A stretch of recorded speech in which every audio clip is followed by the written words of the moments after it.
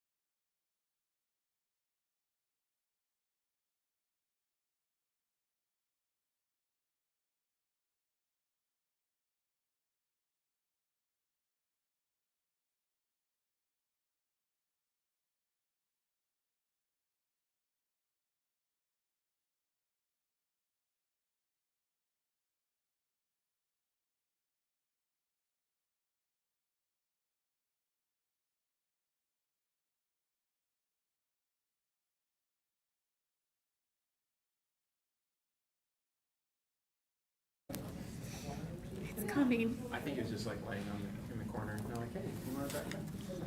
I want a backpack. Sure. I want a backpack too. So are they at the desk?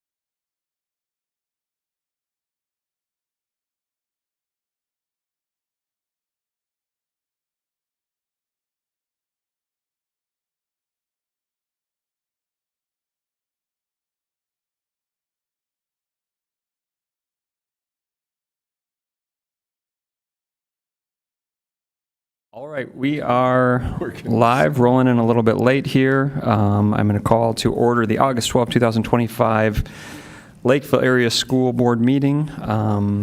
If everyone will stand and join me for the Pledge of Allegiance. Pledge allegiance to the flag of the United States of America and to the republic for which it stands, one nation, under God, indivisible, with liberty and justice for all.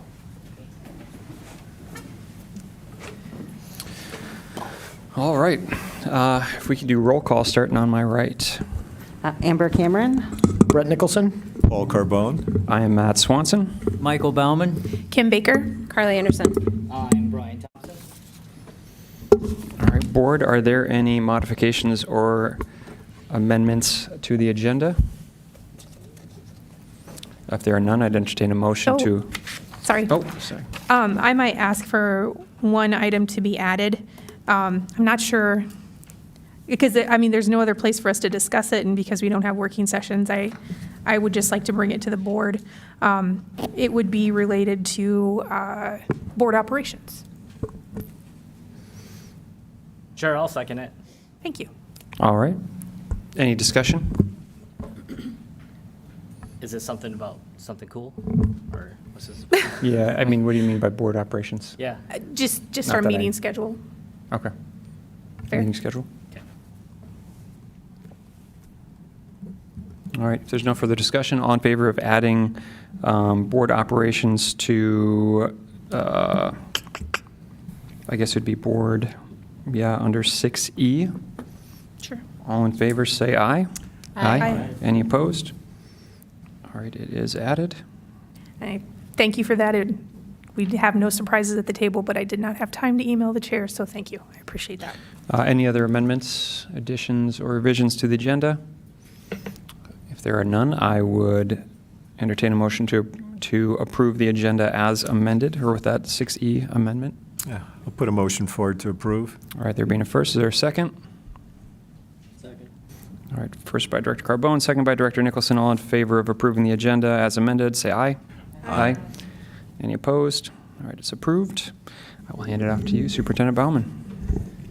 Thank you, Mr. Chair. Good news. Got a couple things I want to address. So first of all, I want to say thank you to all of our staff who work very diligently over the summer to ensure that district operations continue.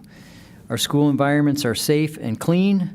New students are enrolled, and staff and students have the devices, supplies, and information that they need to start the school year off correctly and ready. Lakeville area schools leadership and staff are hard at work behind the scenes preparing for our teachers. Today, we were excited to welcome over 100 new teachers to our district as they begin their new hire orientation. Over the next several days, these educators will learn about our district's mission, values, instructional practices, and resources to help them thrive in their new roles. And I'll just add a little point there. I got an opportunity to talk to both our elementary group and our secondary group. Chair Swanson was with us as well, and I don't know, I'd characterize it as very positive and upbeat. Yeah, definitely. That was a good event. Yeah.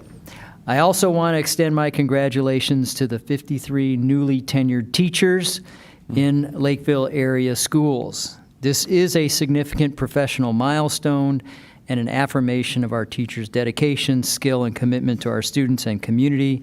Again, congratulations to those teachers tenured.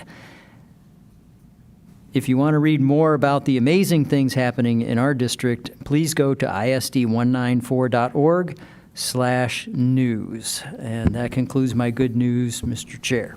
All right, thank you, Superintendent Bauman. No one has signed up for public comment, so I don't know if that, yeah, correct. No one wants to chat with us. So we will move on from that and consider approval of the consent agenda. Any items that any board members want to remove from the consent agenda?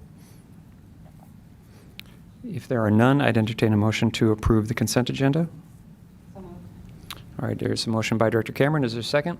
Second. Seconded by Director Nicholson. All in favor of approval of the consent agenda, say aye. Aye. Any opposed? It is approved. Jumping down to reports, Mr. Porter. We'll call on you for the Sports and Activities Festival update. Steve, I think clearly you oranged us on the way in. Thank you for that. You're welcome. Actually, I was going to wear my very bright orange Activities and Sports Festival shirt, but over the past 5.5 years, somehow mysteriously shrunk. So I'll save you all that. But what we do have here, let me start over a little bit again. Mr. Chair, members of the board, Superintendent Bauman, members of the senior staff, thank you for having me here this evening. My name is Steve Porter. I'm the Director of Community Education, but I'm actually here speaking on behalf of a district-wide effort called the Activities and Sports Festival. So again, thank you for having me here this evening. We're going to be talking about the Activities and Sports Festival, but what it was, what we're looking out for the future as well. What I did pass out is a nice little reusable bag that we had used at past Activities and Sports Festivals to help families kind of gather items, memorabilia, or anything that specifically was handed out. So these aren't new, these are repurposed. So, and orange, very orange. So Again, it's been 5.5 years since we actually had the Activities and Sports Festival. Some of you may have been there, may remember it. Some of you is like, I don't know what you're talking about. And that's why we labeled this presentation, Reintroducing the Activities and Sports Festival. So let's start off by going back a little bit about what exactly is it. So a brief history is that mid-2010s, we were hearing a variety of needs in the community and the district. Number one, a lot of our community groups were saying, we're having a hard time connecting with the families in the district. A lot of the methods they were using weren't necessarily as effective. So, a lot of our district events were really changing a little bit of the focus so that they were really focusing on the K-12 school day and weren't able to partner with the community organizations the way that we would like, but for good reason. They were really focusing on what was happening during the school day.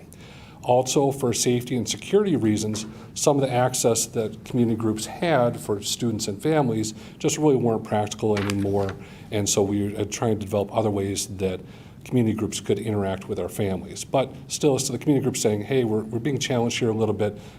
What are some other ways that we can get in front of families? The second reason, excuse me, is our own district activities, programs, and services. We're saying we want to also have more visibility with our families, especially families that are either new to the district, young families, or that we've seen as historically underrepresented in our programs. And then third reason is that we heard from district administration and the school board at the time saying, we really want new ways to develop our community connectedness, interact with the community, and demonstrate the ways that our district brings value to the community, definitely during the school day, but also beyond the school day in the areas of activities, sports, and educational opportunities. So with that, in 2018, we started talking about, at that time, Superintendent Bauman and I started talking about developing what would become the Activities and Sports Festival with those kind of things in mind about developing the community connectedness, providing an opportunity for the community and our local organizations and district groups to come together, and then also provide that highlight of the great things that are happening in the Lakeville area around activities, sports, and educational opportunities. All right, make sure I'm still tracking with the slides here. Okay, there we go. So in 2018, we launched the Activities and Sports Festival. So it was mid-February. It was at Kenwood Trail Middle School. We had a wide variety of activities, sports. We had entertainment. We had DJ. We had events in the auditorium. We had open swim, food trucks, and a variety of things. First time out, we thought, hey, this would be fantastic if we got 500 people, maybe 30 vendors, and true to form for Lakeville, we overachieved. We got 1,400 folks coming through the doors and 45 vendors. When I say vendors, that can be anything from a district group, a sports organization, local community group, Lakeville Park and Rec, a whole wide variety. But then when I say vendors, that's what I mean. So that was fantastic out of the gate. We felt really good about that. And each year we did surveys of not only participants, but our vendors to say, how did this work for you? What went well, what didn't go well, and how can we improve for the next year?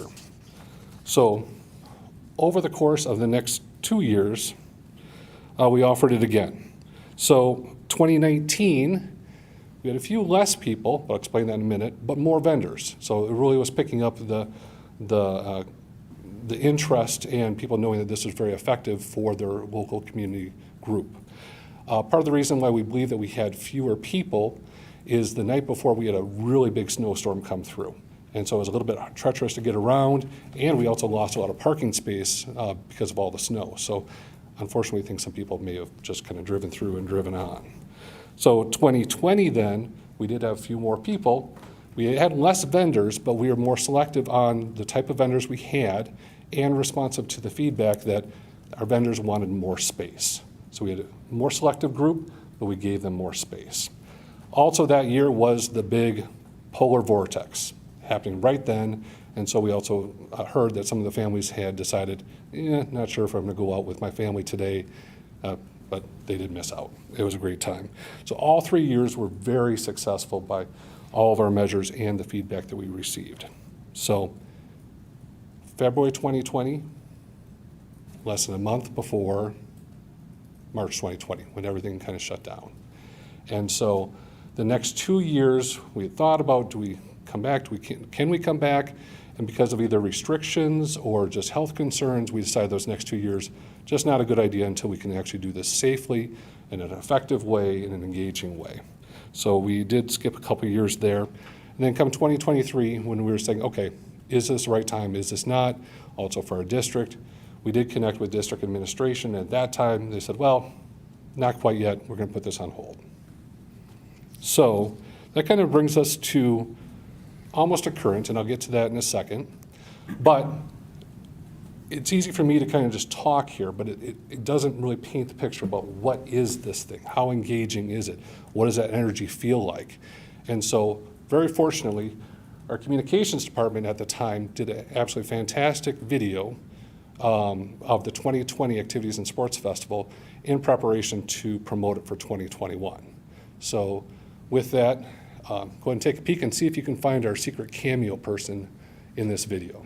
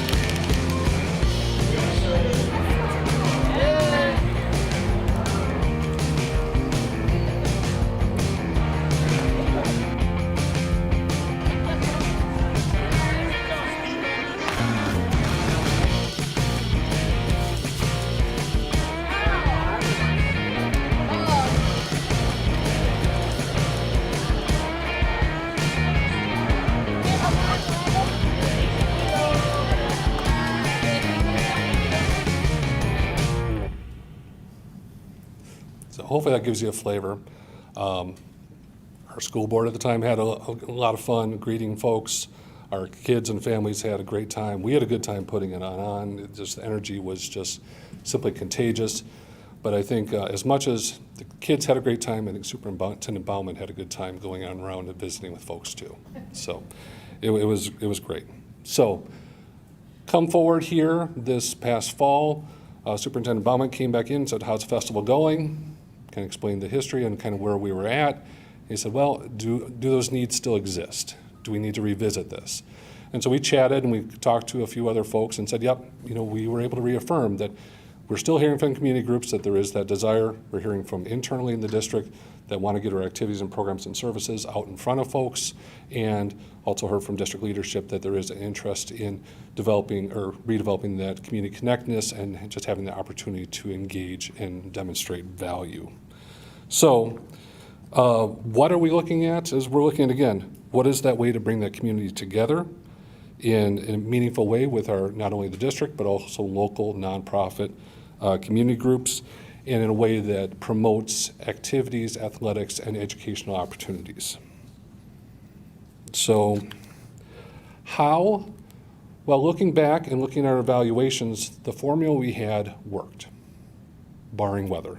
So if we can guarantee weather, we'll even be doing better. But we want something, an event that, again, is bringing the community and nonprofit groups and district groups together, something that is highly engaging. If you'll notice from the video, it wasn't a typical expo with people sitting behind tables handing out brochures. Every single one of those areas had something that was engaging, interactive for a wide variety of age groups. So that is key and essential for the festival. It's accessible. It is free. You can come a wide variety of times for the event. And for anybody that language is a barrier, we also provided interpreter services. Again, trying to get some of the folks who may have been historically underrepresented in our activities. And then it is also family friendly. So again, entertainment and for all a wide variety of activities for different age groups. We have food there. We have the mascots as well. And we also have mother's room. And by necessity, we also have a missing child's center as well. So when? This is a key question and something that we've kind of gone back and forth on for a few different, pretty much every year, is essentially what we hear from the community groups is we would really like to see this offered 2 times per year. This kind of late summer, early fall time, and then midwinter, because the late summer, early fall would really help for promoting fall and winter programming, and then the winter obviously for spring and summer. When we surveyed our groups, then we found out, yes, people would be very interested and able to come for the winter time, but August, September, it was a little bit more questionable. Also, if you think about what are your families doing right now, there's a lot going on. There's vacation, there's school prep, there's state fair, there's county fair. There's just a lot to compete for attention. But probably the biggest reason is internally as a school district, we just do not have the resources to offer something right here and now. Because either, much summer, we have some folks that aren't working in the school district. They are either, those that are working are oftentimes running summer programs. And then, as you know, August is a big time that our main focus is launching the school year successfully. So figured that August, September really would be a challenging time, so we are focusing our attention back on the midwinter, February timeframe. So where? Location, location, location. Just like real estate, that's a big deal for events. We want to make sure that it's something that's centrally located, easy for people to access, hopefully centrally located in the district, ample parking, easy parking, especially if families coming in. You'll see from there, you saw a lot of strollers, et cetera.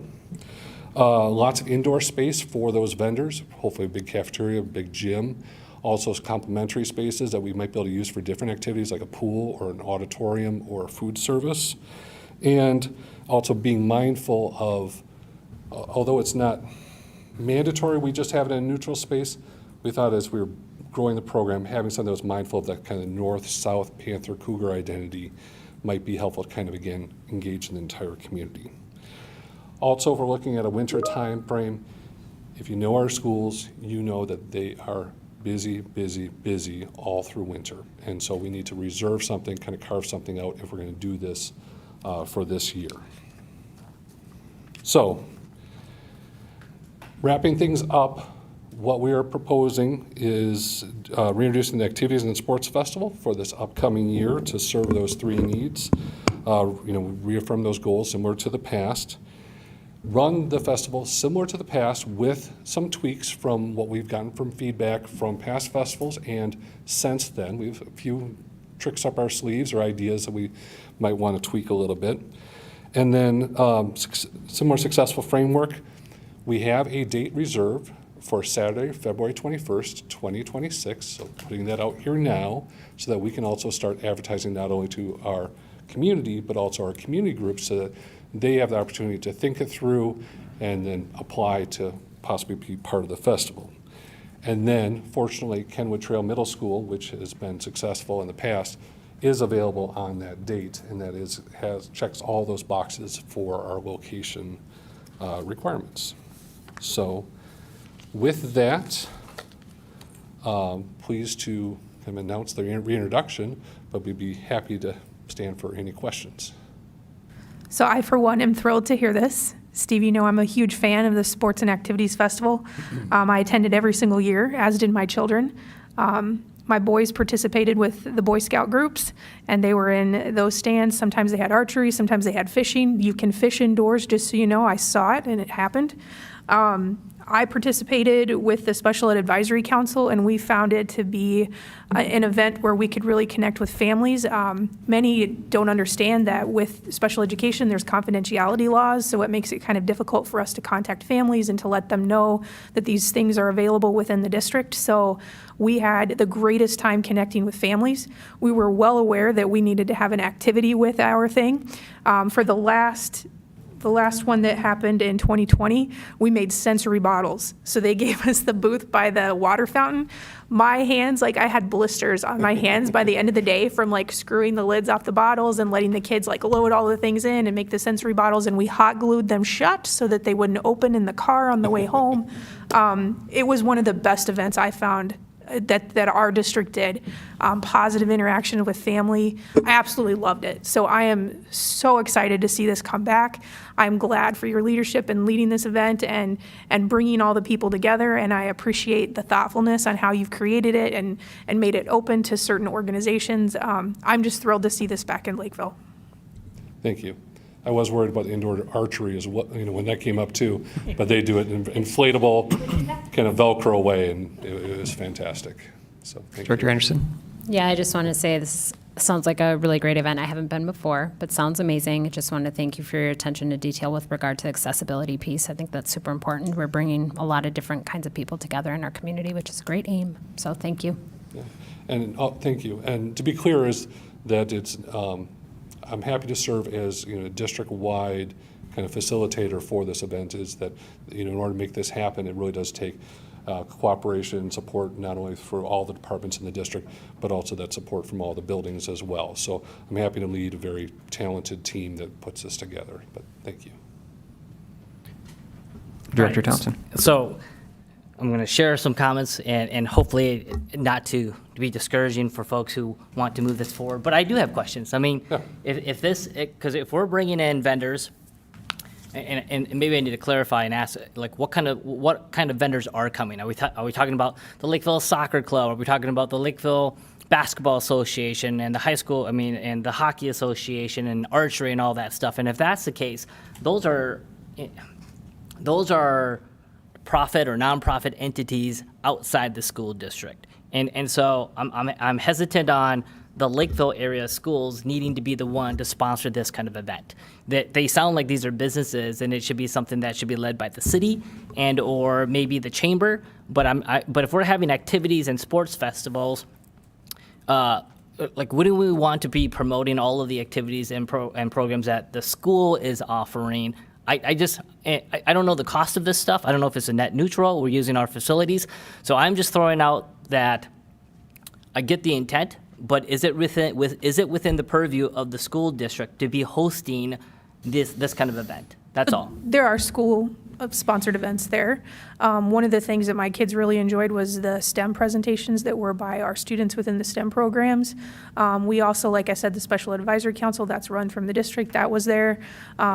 I think that one time we had Special Olympics as most of the outside entities were like Boy Scouts, Girl Scouts that are associated with some of our different buildings, but the majority of the things were just activities and events that go on within our buildings. And some of it were clubs and organizations that students have, but a lot of it was just things that you don't hear about because when do we do that? Like at the beginning of the school year, the high schools have an activities thing that they host and kids can go around and see the different activities. Yeah. But this showed the activities that were E12, like things that were happening in early childhood all the way up through 12th grade. So I thought that was what really made this event stand out because as a parent, like I get minimal feedback from my elementary kid about I'm interested in this or I'm interested in that. I don't know what's going on. I'm not there all day. I'm working, right? So this put like everything in one spot so that we could go around and kind of shop for the different activities that my kids were interested in. They tried some things out. They were able to see what they were successful at, what they found fun. I think that was what I took from it. Steve, I mean, you can talk a little better, but. Yeah. Just for clarification, there were district-sponsored groups throughout the whole system. There were advisory councils, there were high school activities, there were high school sports, there were community ed things, student nutrition was there, our equity department was involved as well. That's kind of the district side. We also had other governmental partners that were there. Lakeville Park and Rec has always been a part, the library sometimes has been a part. But when you're talking about truly community organizations, that's why we kind of narrowed down that selection criteria. Essentially has to be local, has to be nonprofit, and has to be groups that are oriented on activities, sports, or educational opportunities for youth. Now we do have people that are like for-profit businesses that approach us or want to be a part of it, and for them we have sponsorship opportunities, but not necessarily participating as what we call vendors. So I know the word vendors can kind of bring up other thoughts as well. Is this cost neutral? As in, like, there's no cost to it? I mean, we're charging or other organizations a fee to be a part of it, which pays for the rental of the venue and headcount of our staff to be there? It is not cost neutral, but we do charge for groups, and we do try and offset some of that by sponsorships.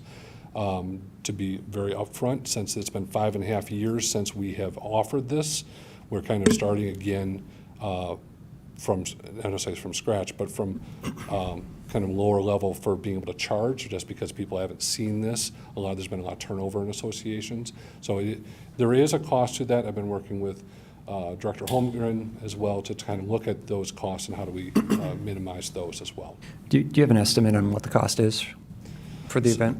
Yeah, so in 2020, overall for the district, it was right around $7,000.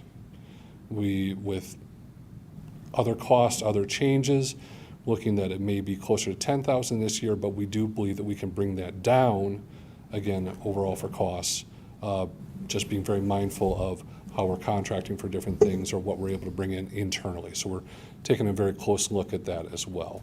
So part of that is, the portion that comes from the community education budget. I'm just saying only from my perspective, I can't speak from anybody else. I do look at that as essentially a marketing expense and, for how we're able to get our activities, programs, and services out in front of the community. And I'd just like to add that we fit it within the approved budget by the school board. We don't go outside of that to fund this. The return on investment with goodwill and opportunities for our kids at $7,000 to $8,000 is, I think, well worth it. Director Anderson? Sorry, I know Amber's going to wait. I was just going to highlight that too. Oh, sorry. I was just going to highlight exactly what you said, that I'm sure that this money comes back to the community ed department in terms of people engaging in activities and those kinds of things. So, and I know, sorry, Amber's been. Go ahead, Director Cameron. Yeah, I was just going to say that my family attended, I think, 2 of the years, and we had a great time, too. So thank you for sponsoring it. I remember the robotics being really a popular place. I think I agree that I'm supportive of the event. I'm excited about it. I think the research between having kids be involved, sorry, this mask is annoying, involved with extracurricular activities is really important, right, for their academic success. So I support our ability to promote these opportunities for our students. Maybe along the lines of Director Thompson, I think just something to keep in mind, and I'm sure you are, is that because it's a Lakeville Area Schools event branded as such and run, I would just want to make sure that the external organizations that we're bringing in are vetted in a way that in the issue of like liability concerns or things along those lines, that we're making sure the external groups are at a standard by which we would want children participating in those. And so I think that's an important thing to keep in mind, running and inviting external vendors. Yep. Yep. Well taken. I know we do require the certificate of insurance just like we do for any other district facility use for these groups. No further questions? Thank you. Appreciate it, Steve. Thank you. Thank you.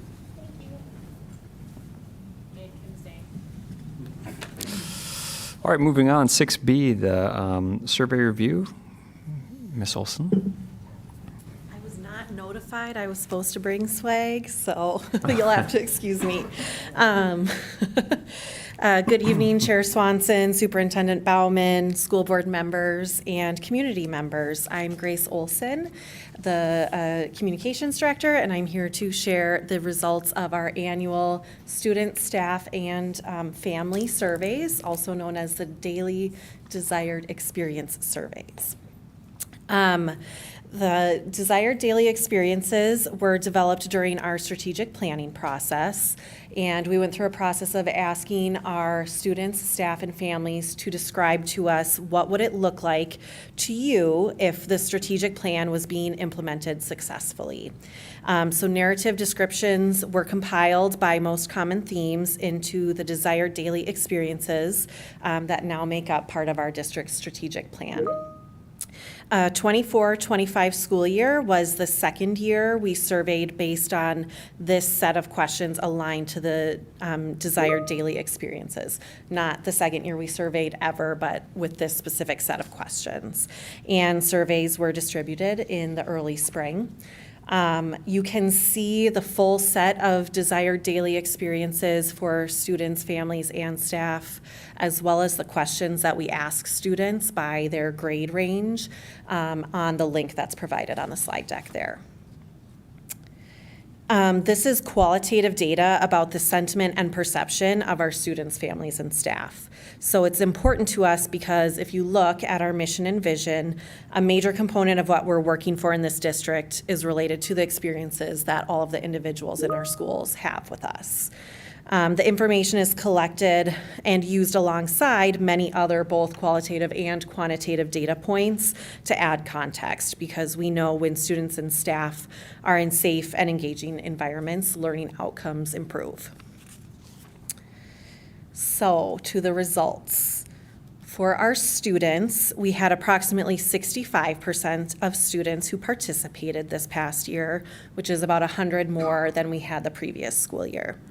All three categories of DDEs, or desired daily experiences, improved, with the highest increases being at the secondary level. We also ask our secondary students, grades 6 through 12. Yep. Sorry, I'm not controlling it. Can you go back to the previous slide?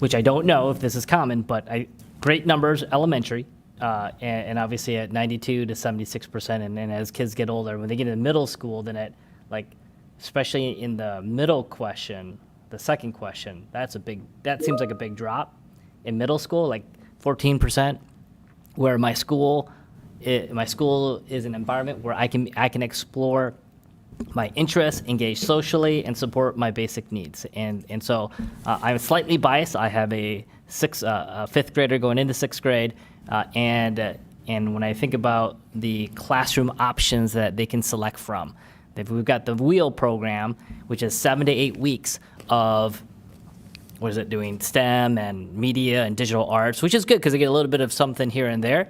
But we've got like massive equipments of wood shop that like can't fully be used because 7 to 8 weeks is not enough time for kids to learn the safety protocols and actually like whittle wood or whatever they do in in that space. But it is interesting. Do you know why it dropped 14% from fifth grade to sixth grade? And then also my classes are relevant and engaging and prepare me for my future, another 15% drop. And so obviously I don't mind. I anticipate it dropping a little bit as we get into ninth grade because they're teenagers and they think they know everything. But it is alarming of that drop from fifth grade to elementary. So do we know why? I mean, are there verbatims? No, so we can not necessarily extrapolate the why from this data. It's based on a range, so agree to disagree. Most of the questions are. I think maybe your question can be in partial answered by the next slide, which is the two open-ended questions that we asked. Yeah, Grace, Can I ask if a I may, question, before, go ahead. No, go ahead, it's Kim, fine. and I'll go next. So just going off of what Brian said, I had looked at some of the differences in data and they had drop off too. And what stuck out to me was question 1, where it says, my school is a safe place where I can be myself without fear of being judged, bullied, or harassed. K through 2, we're at 92.5%, and then by third grade, it's dropping to 76.8, and then it stays down and goes down further for the rest of the grades. So after second grade, our students are not, I mean, there's that much of a drop where they're feeling like they're being bullied or harassed. And then I go back to, how are we implementing our bullying policy? And is it successful within our schools? Because those numbers would tell me no. That we're only successful in K1 and 2, and that to me is sad, that kids do not feel safe. Yeah. Could I just make a Go ahead if you wanna. clarification too? I just want to be clear that these exact statements are not what is asked of students. There's several questions within each of the desired daily experiences categories that are asked that compile to that one, just for clarification. So, This is the desired daily experiences, and questions are they were created in collaboration with principals and staff at the district office to be appropriate for the grade level.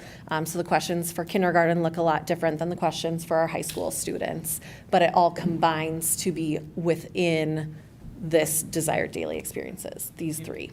yeah, good. It's Paul. Director Carbone. Yeah, thank you.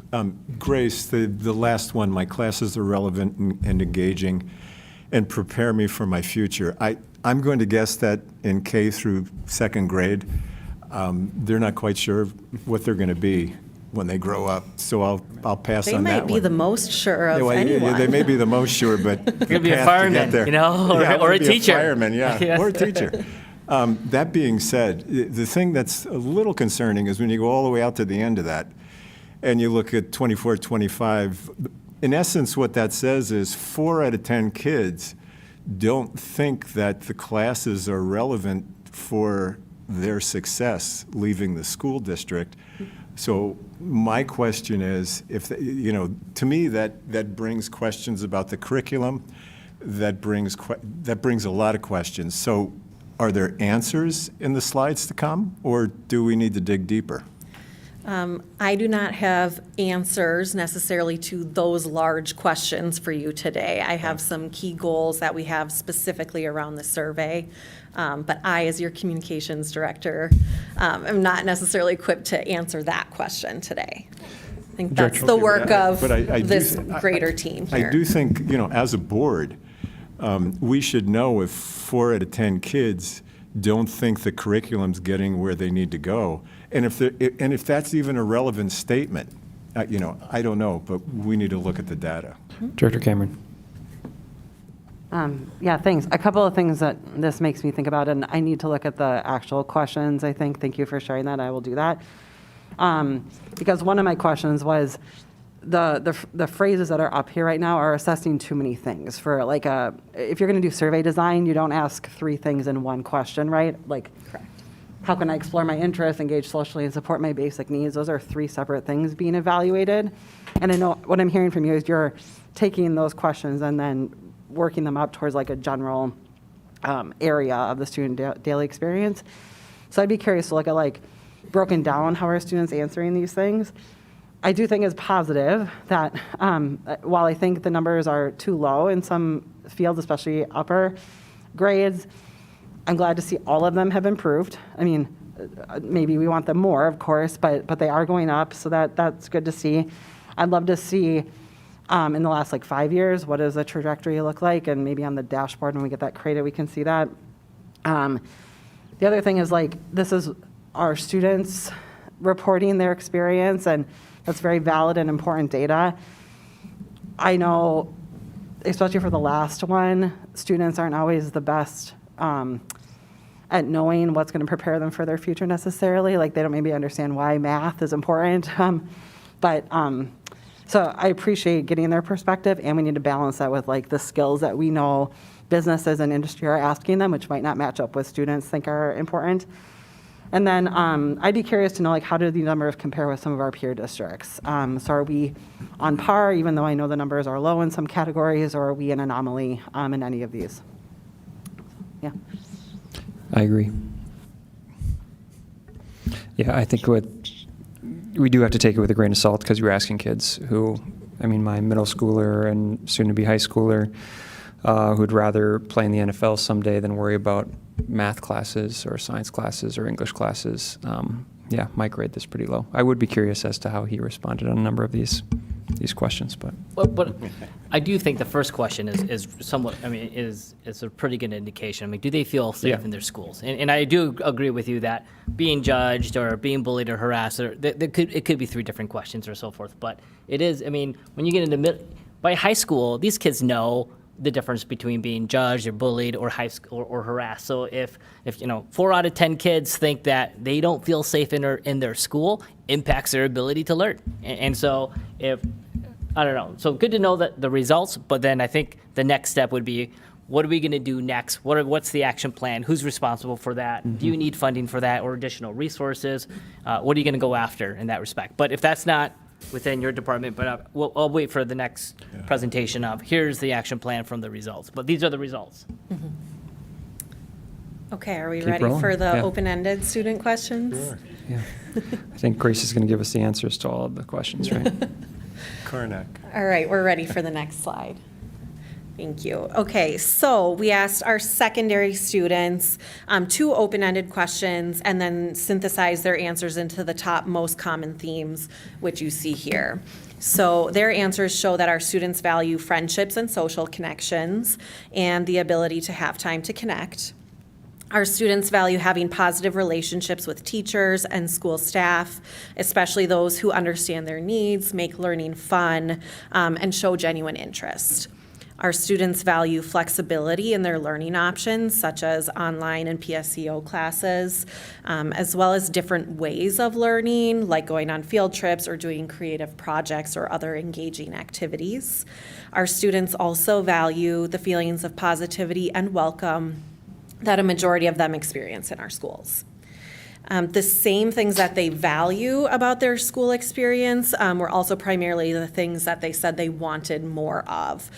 So more choice, more autonomy, more relevance in learning, more time to build social connections, and they indicated there's also some room for improvement around creating an inclusive and supportive environment. All right. Now for our family results. So this year we had about 3 times as many parents and caregivers fill out this survey, or I should say in the 24-25 school year we had 3 times as many as in the previous school year, but that still only came out to about 14% of all of our parents. However, like with our students, we have more favorable responses for each of the categories of desired daily experiences from families. Director Baker. Just a note on that, I tend to find that people only fill out surveys when they're upset. So I like to hear the fact that we had a lot of positive results, because I know when I get the receipt and I've had a bad experience at a store, I fill out the survey. So I'm glad to see that families that have had positive experiences are filling that out too. Director Nicholson. So you said 14? You said 14%. How many of the students participated in it? It was 65%, I believe. 65%? is what we had. So it's 5% the initial year on 23-24 for parents? I don't have that number with me today. Director Thompson. No, If that's the math, that's probably right. Sorry. I think this is interesting. I mean, because when you think about, my child has adequate time and support for meaningful, no, I'm sorry, not that one. I think it was the second one, innovation in teaching and variety of courses. That has a higher percentage than the students thinking that they have a variety of options. So going back to what Director Cameron, I think you might have said, like, these are kids, they have a different perspective, but ultimately, as a school board, our job is to make sure that the parents who have children here feel that the education that they are getting sets their child up for success. And so when I look at the 2 metrics, while I appreciate the student body one, but the family one is also where I think where we've got to make sure that the value of the education system that we are providing to them, that their tax-paying dollars are going towards, has value or it has positive results. And from the innovation one, I mean, 4 out of 10 doesn't think we've got the right programs available for kids to be successful or individual learning needs are met. And so those are things that we've got to think about. And so I don't have the answer, but I look at the 2 different metrics, and it's good to know that we've got some sort of data element to be able to go back to and say, all right, is the needle moving? What do we need to do with our curriculum? What do we need to do with program options, whether it be more AI, less AI, I don't know, something like that. But we definitely need, like that 66% number seems, I think we can do better. Director Nicholson, I'll go after you. 14%, is that a statistically valid amount of people to actually weigh in on this, though, if it's only 14% of our parents and guardians and caregivers? I mean, Can we clarify something? I know, Director like in the like in a university environment, for instance, evaluations, you have to, like you are on your last day of class and you have to complete it before. So a much higher rate of student involvement here versus parents. So how are we trying to get people to complete this, I guess? Like what? So for students, it's in their class period, but it is optional. And so we provide the surveys, and then the teachers are the ones who administer it and make sure there's time for it. For families, it's through our mass communication platforms. The past couple of years, we've been using Google Forms and simply sending reminders. I'm kind of skipping ahead here, but this year we have a new communications platform that will actually allow us to embed the survey within an email, so you don't have to click through to a different link.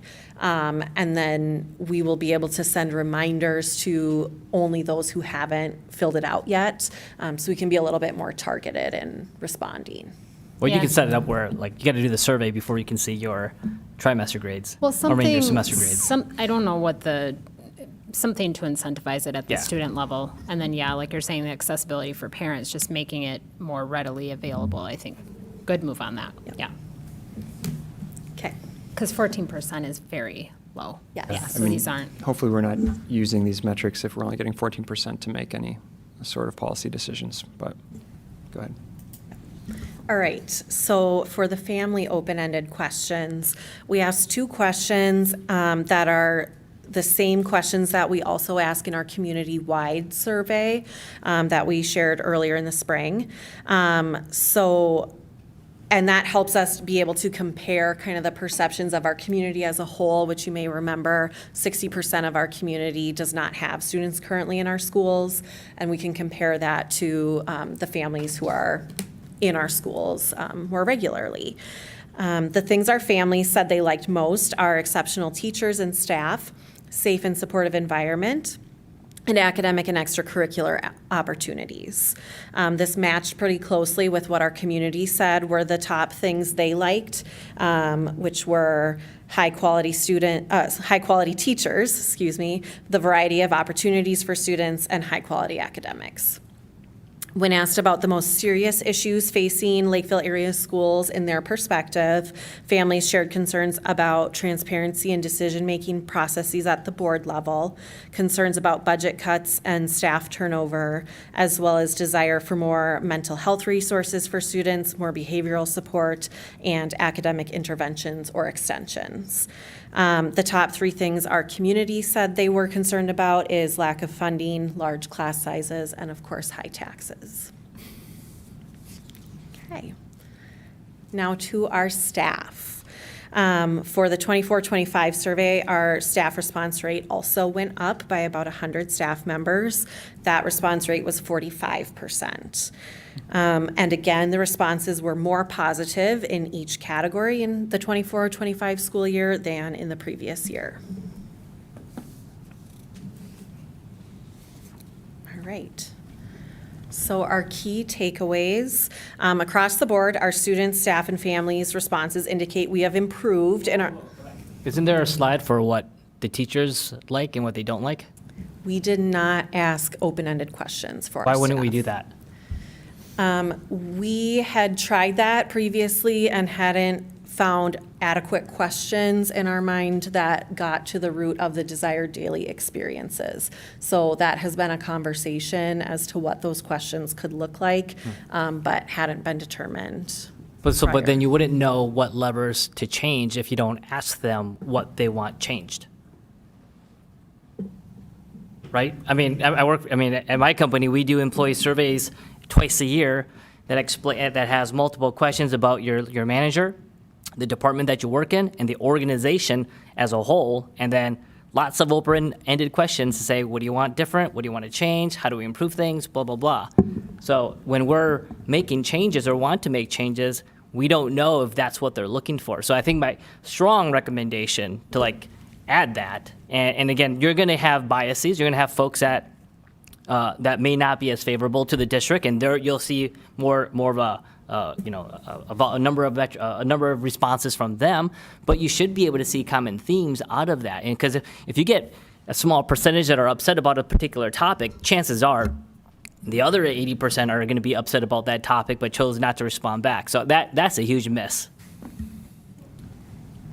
Director Anderson. Yeah, I do also want to point out like a 45% staff involvement rate, right? And so I'm even just thinking in my organization, we have teams competing for who's doing the all-employee survey. And so it's like we're all trying to reach 75%.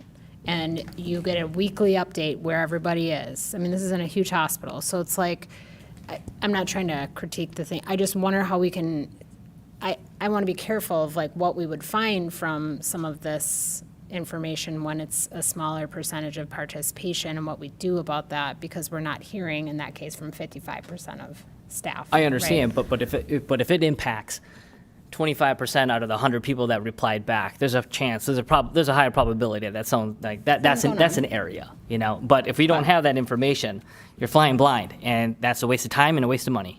Director Baker. Can I ask a question on how the information's collected? So anytime you have like a staff survey and maybe you are bringing up sensitive information related to your employer, how is this information connected like anonymously, or can it be tied back to that person? Like, how is information collected so that a staff member feels safe enough to complete the survey that things are not tied back to them so that they can be honest? Yes, it is anonymous. Director Cameron. That might have answered my question, but do we have the ability to break down within like the staff survey how many teachers, how many EAs, how many custodial took it, or do we not know that level of detail? So we have it by building that they're in. Okay. And then we have it by a little bit more of a general role. So it's, I believe the questions are, I work directly with students, I work primarily with other staff, I work primarily with families. Okay. And then, I know this is not for the staff questions, but for the others, the qualitative, are we coding this information, or is it just, like, to what extent is this actually being done proper evaluation to assess the outcomes? Does that make sense? Like, is someone taking all the qualitative and coding it to see how many responses and what ones rose to the top, or? Yes, there's a team of people who review all of the responses and then put it together for the rest of the broader team to review. Yeah. Director Thompson. I find it fascinating that we don't have this information. So again, my recommendation is that either we pass a resolution or you guys move forward in that direction. I mean, where we work at, like, my manager knows all the answers and all the responses. If it's less than 5 people in that department, then the number is anonymous. But my manager would know if people think that he or she is not doing well. And then my department knows at a department level, and every year we do, you have an employee experience survey and a net promoter scores. You got iPerceptions. There are literally hundreds of companies that do this, and they do it well. And so I understand our staff are teachers, but again, they're still employees of our organization. And so, like, this isn't complicated. Like, I'm surprised that we don't have this. And so again, I don't know. Do we need to make a motion, or that's another for another discussion? Well, Director Thompson, I'll say this, if I may, loud and clear, and I will take corrective action. It's my shortfall, not anybody else's in this matter. We can and will find the right device to do that. Historically, we've had different survey mechanisms that have gone through iterations of scrutiny. We've had the last one that I recall was Panorama, and the preceding. Yeah, so I just want to make sure that we partner in making sure that we get the device that is going to get at what you're talking to specifically, if that's helpful. I can also share that, again, because the questions are more broken down than the categories you're seeing here, it does ask things like, I'm supported by my leader at the building that I'm at, and I'm supported by the district level. Things like that when combined can get to some of what you're talking about. Okay. All right, so key takeaways. Again, we saw across the board improvement in our ability to meet the desired daily experiences. We see that elementary students experience a high level of engagement, which then decreases as they get older. We see that families feel well informed, and they are also seeking more innovative and individualized learning options. And across the board, staff who responded provided high rates of positive feedback. Our future goals for our annual Desired Daily Experiences survey include increasing survey participation, as we've talked about, ensuring that the survey results can be put into an Infinite Campus data visualization, and continuing, of course, to increase the overall percentage of favorable responses. But overall, we are really pleased to see that we had increases in participation and in favorable responses, so we are on the right trajectory. Director Thompson. Hey, and just so you know, Infinite Campus has a survey designer where you can create surveys and send them out to students and parents and staff, and so it's everything's there. So. Thank you, Grace. Appreciate it.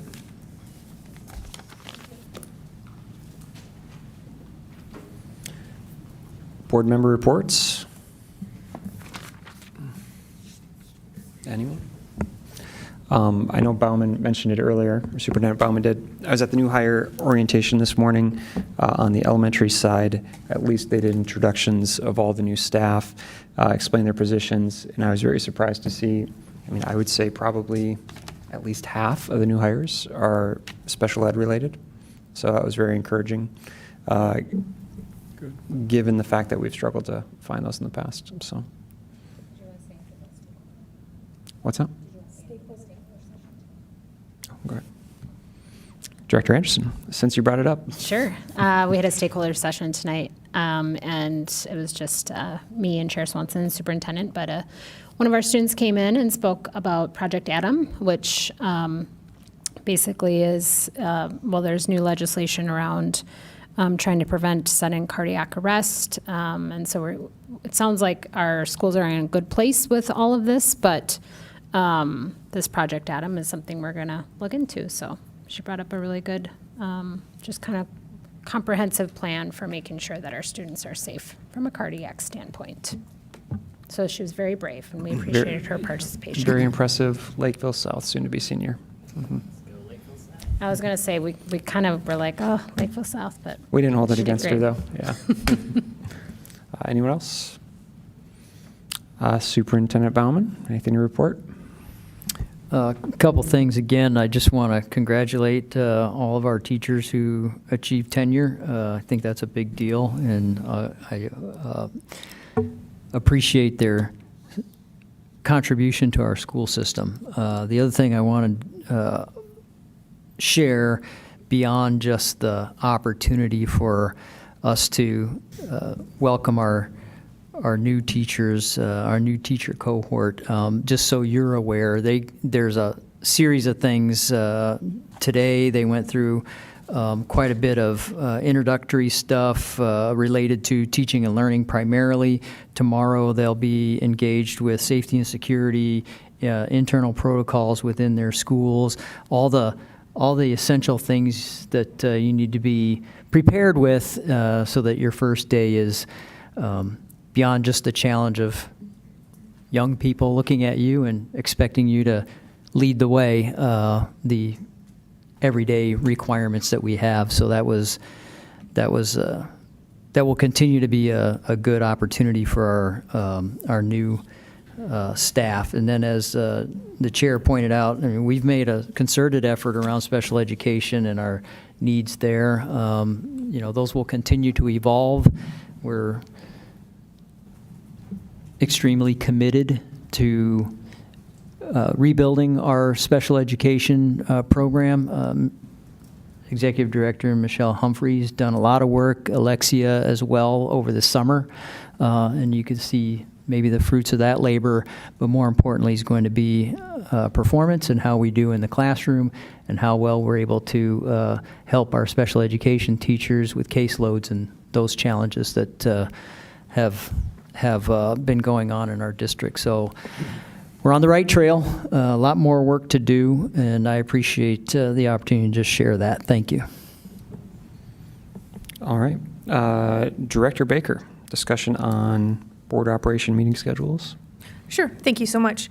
I wanted to bring this to the collective board because I feel like, perception is truth, and how our actions are how we're perceived by our community. The actions that we do within every day at the board table, we're judged by that on where our priorities lie. So this one thing that I wanted to bring as a collective board, because I want the community to see that we as a board see this as a priority. So that's why I wanted to bring it to the whole board. My question is related to 917 meetings. And the reason I bring this up is because it doesn't happen very frequently, but sometimes those meetings occur on the same night as a Lakeville School Board meeting.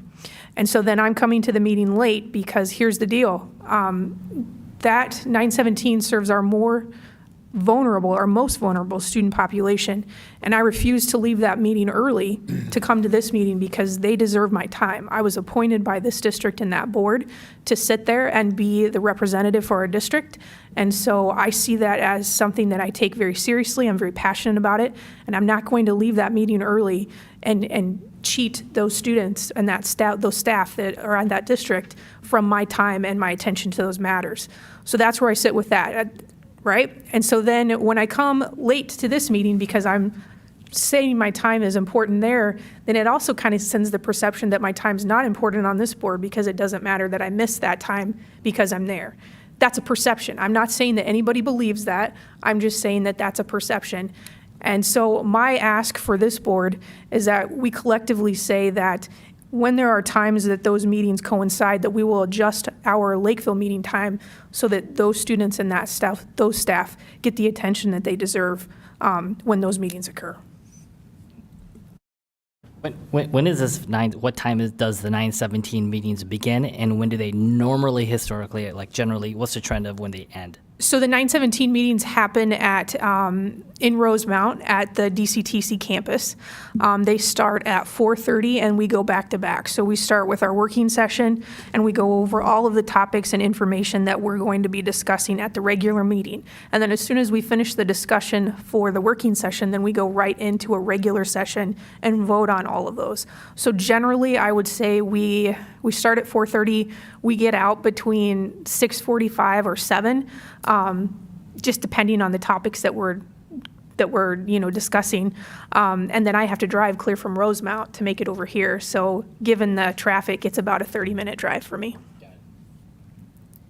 And the last meeting, we were also at a closed session because as that is a full functioning board, we're in the middle of the superintendent evaluation process. So I'm not going to leave the superintendent evaluation process either because that's really important that I'm there to provide feedback for the superintendent. So there's that too. There's just lots of perceptions with that. And I just want to make sure that we're honoring what's going on there.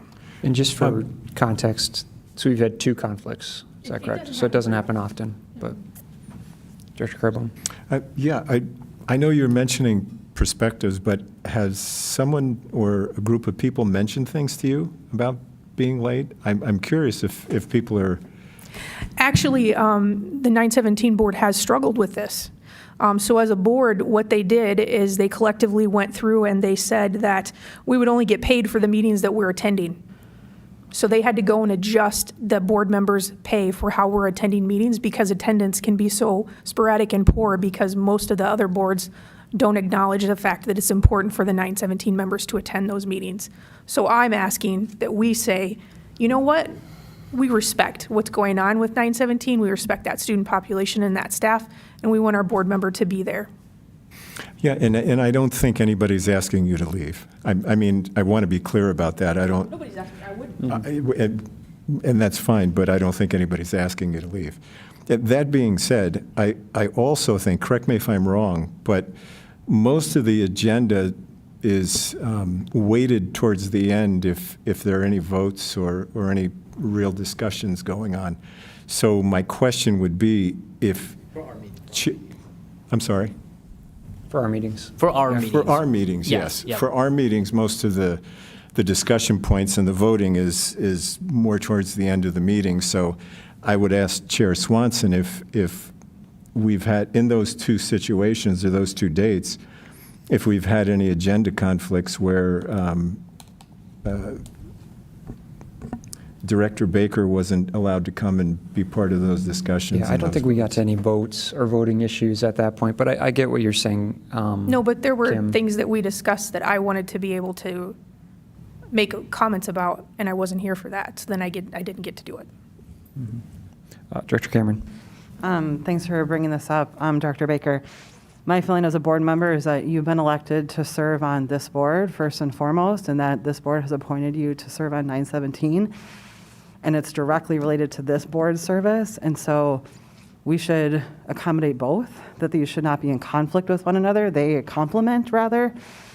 I know we've moved meeting times because some people wanted to have family dinner. So while I think that's important, Let's move it to Tuesday. Wednesday.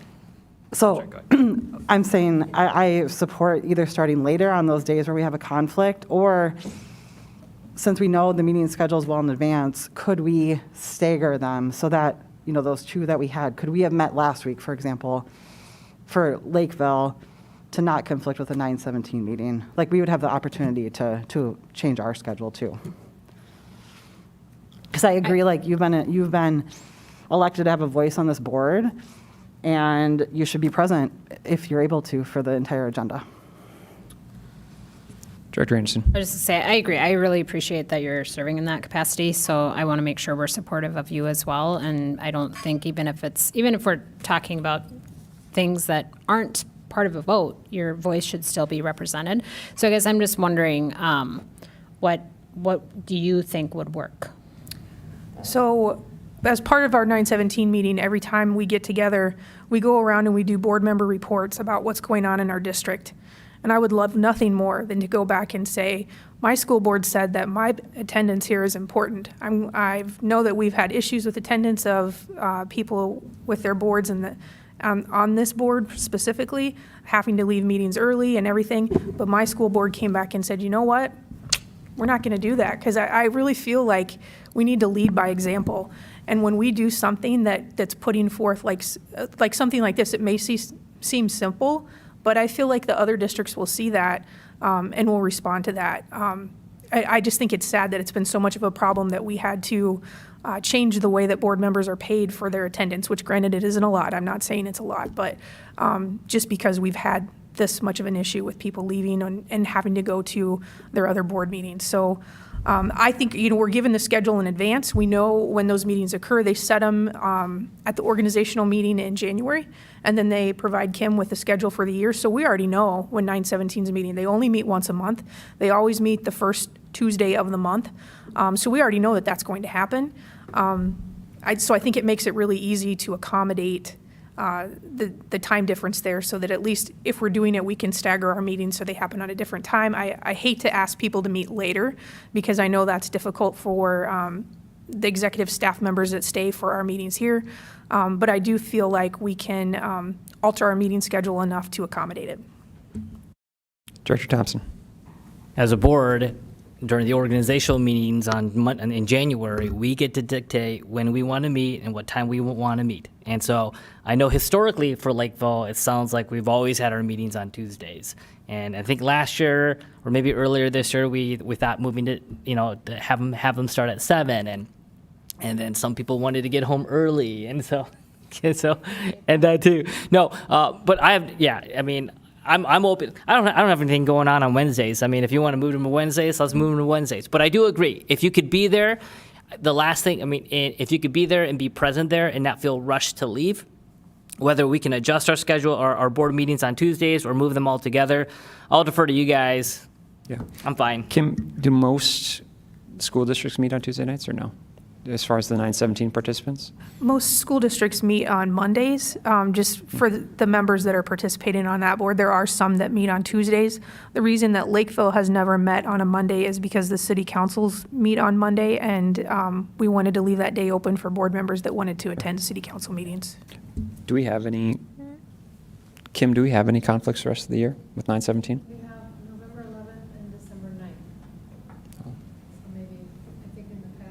So they're not always the first Tuesday then? Usually are. Okay. Is there a way for us to adjust our schedule where we're not adjusting the time, but we're adjusting different Tuesdays so that because I also want to be respectful of our executive cabinet's time and staff who come and other people who come. So can we just try to make sure whatever they have, we're not meeting that Tuesday? Yeah, I'm fine with that. Because we meet twice a month. Yeah, Sometimes and three it's just, times. it's the schedule that's been posted, and I can't remember, are we first and third or second and fourth? Second and fourth, so they're not the first if adjust they're on the those. 9th and 11th, because that'd be the second Tuesday of those months. Right, so typically when they adjust like that, it's because of another conflict, like an election. So you have to watch those times too, because we're not allowed to meet during election times. I would assume there's something with that, I don't know. Yeah. All right. All right, There's no all in election, favor there's no of making election, this is there, work? Brett? What, Kim, what do you say? So Kim, It might be easier because of the amount of evening things that we do have on people's schedules. This is just my opinion, sticking with the date, but starting at 7, so you can get there. Generally, your meetings are on the schedule to end at 6:45. Yeah. I mean, I think the concern just from the chair, and we've talked about this, internally in our planning meetings, is the current length of our meetings and the thought of pushing it back to 7. And for the staff, yeah. Again, ideally, we're not always meeting for 3 hours, but, But I mean, we also Yeah. could talk about that as a board and say, I do feel like some of our meetings are too long. And I think a lot of us share that. I would say after hour 3 or 4, I'm kind of shut down as far as processing goes, and I just don't know if I can process any more information. So then my question would be, is there a way that we can manage the agenda so that when we know there's a topic that's going to require a lot of discussion, there's not 4 items that we need to discuss that night, there's maybe only 1 or 2, so that we can space those out. Now, sometimes there's going to be issues with timing, because some topics need to be discussed at an earlier date. And I would suggest then, let's add another meeting in there somewhere so that we don't have to sit here for 5 hours. Because again, like I said, I feel like the longer it is, the fruitfulness of that discussion kind of withers away.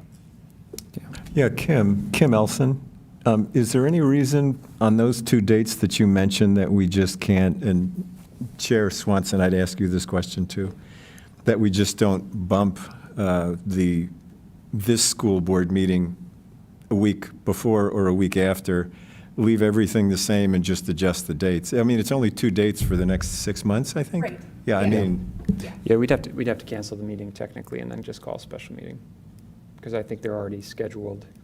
Yeah. But, yeah, it wouldn't be, I mean, it's workable. I mean, it's workable, isn't it? It's workable. Doing it that way, Yeah.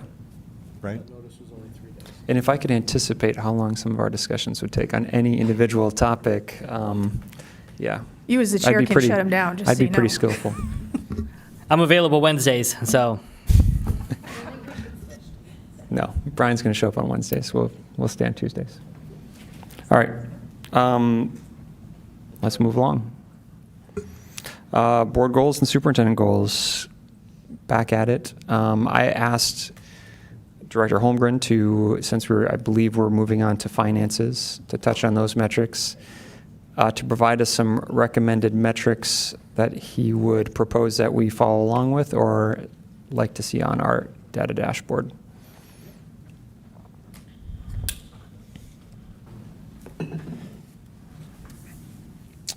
Yes, when we talk about finances and thinking about what does the board need to know, what does the community need to know, the things that Jack and I have been working on, really we feel it gives you a good picture of what's going on, and it's similar to what some of the presentations we've given lately. We've done a good quarterly update with you.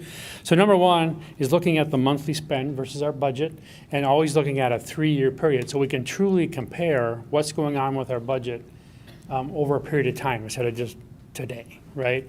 And to really normalize it by using a percentage. That way, each year we can actually compare instead of a dollar amount, because dollar amounts are always going to go up in the next year and the next year just because of inflation, right? So that's number 1. I think that we need to continue to put that out. Of course, number 2 is our unassigned fund balance. where is that going? Is it changing? Is it getting worse? We need to know those things, right? So something along that line when we look at probably a quarterly during the year. Thirdly, to look at an overall percentage of all of our funds put together. Look at our whole school district as a whole, not just our general fund. So that would be the third that we would look at. And then there's some other smaller pieces, really looking at our budget against our actuals at the end of the year. How close were we? Were we way off? I mean, we're within 1%, 2%. What is that? Are we doing a good job actually doing that, putting that budget together? Are we hitting those expectations, right? Then again, talking about budget and variances, really looking at our original budget and looking at our revised budget. Again, is that in line? Is there big changes from where we started the year? And if there is, there needs to be reasons for that, and we need to be able to discuss that and present that to the school board. There's some smaller things. Don't know if the board wants to look at all those types of things, but look at our procedures. Are we hitting our procedures timely? Are we getting our work done on time? And is it giving us the information that we want? So those are the things we really have come up with. And one other thing is to look at our audit findings. Do we have audit findings? If we do, what happened, why, those types of things, and really dig down in and find out why those things are happening. Bill, when you say are we getting our work done on time, and what are you relating or referring Well, I'm to? talking about the business office, not the board. I'm sorry. No. I didn't take it that way. Maybe I mean, should. But- we have timelines we put together to get our work done, and as another measure, are we getting our work done on time? Do we have enough staff? Whatever. To really look at those things and make sure that we're getting our work done correctly and on time. Director Thompson. Yeah, I think those first three metrics sound good to me. In regards to getting the work done, I believe I recall that last year there was some payment or pay cycle discrepancies, and it's that like we didn't get paid. Some kids, or not kids, but some teachers, not teachers, the staff didn't get paid for a particular day, or it took a week or something of that nature. And I don't know if that happened twice. And so I think of that as like, oh, we had a workers' comp issue at a manufacturing plant. Like, how many days can we go? But like those things in my mind should be like we shouldn't even be having those discussions. Like making sure our staff get paid. Period. It's like table stakes. Like to run a business, you just do that. And so I don't know all the reasoning behind why those two scenarios occurred within our tenure, but having on-time payments would be a metric we probably want to capture. But if it doesn't happen often, then maybe we don't. But we don't want it happening at all in the first place. And so having the checks and governance in place to monitor that, I don't know. I don't know if that's a metric that you guys are interested in or not. That was 2 times, right?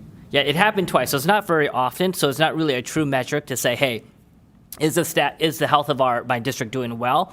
But that is, like, when we talk about our processes, I would view it as that would be a really big one for the finance department. If you want to expand on that, I don't know.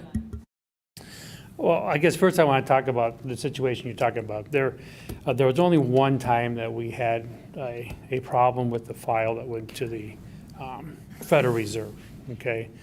And most of our employees were paid on time, but we had a percentage of people who were paid 1 day late because of a file scheduled to the Federal Reserve. So it did happen, has not happened since. That was quite a while. That's over a year ago at this point. And I think since I've been here, that's the only time it's ever happened. But we found out what happened, we took care of it, and it's not going on anymore. Do you mean, I guess, when you're talking about kind of the timeliness of your work or that kind of thing, it's more kind of how you're updating us with regard to the budget, the preliminary budget and the revised budget and the final? Like, is that what you mean, or what do you mean? When you were talking about kind of making sure we're getting our work done? I think a good measure, if the board's not interested in that measure, that's fine. I'm just looking at the budget, and when we get to the end of the year, is that budget within a very close, like a 1%, 2% from what actually happened. Right. That gives us it gives us a good measure of whether we're doing a good job budgeting. Right. But you're capturing that monthly anyways. I mean, that was the first budget the first metric you're proposing. So we should be able to see so that at the end of the year we're not surprised. We are seeing That's the fine. monthly and the 3-month trend. But, yeah, you're assuming that it's going to be consistent throughout the school year, though, and I think Yeah, and obligations come at different As we spend times. money, or our buildings spend money, right, we allocate the dollars to our buildings, and they don't always spend the same every year, right? They might change what they spend in the first month compared to the second, depending on what kind of needs they have at the time. So really to look at the end of the year and say, are we within 2%? I mean, most auditors are going to tell you, you need to be within 2% of that budget to be doing a good job. And so I think that's just one measure we should consider. I mean, we're going to look at it internally no matter what, but I don't know if it's something that the board is interested in. I think it's a good metric. I mean, we should know if we're budgeting correctly. It's a good barometer for whether or not we're planning and forecasting appropriately. I think it's a great thing to look at. We definitely need to know if the things that we are putting in place at the beginning of the year, saying we are going to spend X on whatever, Y on whatever, salaries, overtime, contractor cost, et cetera, if we are planning appropriately. So I think it's a great measure for how well the district is integrating its planning process across all the departments. So I say absolutely. Director Thompson. Yeah, so I've got 3 additional metrics that I'd like to add on top of this in the financial side. The first one is I feel like I want to know the number of infractions, like the number of people not following the rules. So for example, using P cards, and if they're not following the rules, I want to know how many times that happens so that the things are in line or not in line. Does that make sense? Is this a financial thing, though? It's a financial, more- it's financial hygiene, making sure that our district is following the rules that finance has in place. And so if finance feels that it's not following the process, I want that flagged, because then we know how often our organization and the number of folks within that are following the financial rules, and so that we as a district can see that. Or am I mistaken? I mean, is that not an important one for us to see? Brian, are you saying like if somebody is claiming an improper reimbursement claim Yeah, or something claiming like that? improper or not using the district credit card within the rules of our operations, like because we should have limited infractions. Right? Or am I mistaken? How often does that happen? How often does that happen? Not very often. Okay. Lots of times, if we do have a new P card user and there's a problem, when they first get it, I mean, it's immediately repaired, they're educated, and we don't have any other problems. And I can't think of right now the last time that we've had an infraction on any of our P cards. But Bill, you're auditing that. Right? I mean, you're auditing that, right? I mean, Oh, yeah, I mean, obviously we you're look at keeping- that. I mean, you know, that's obvious when Being in those things happen. finance, you've got to keep your eyes on that all the time, I'm sure.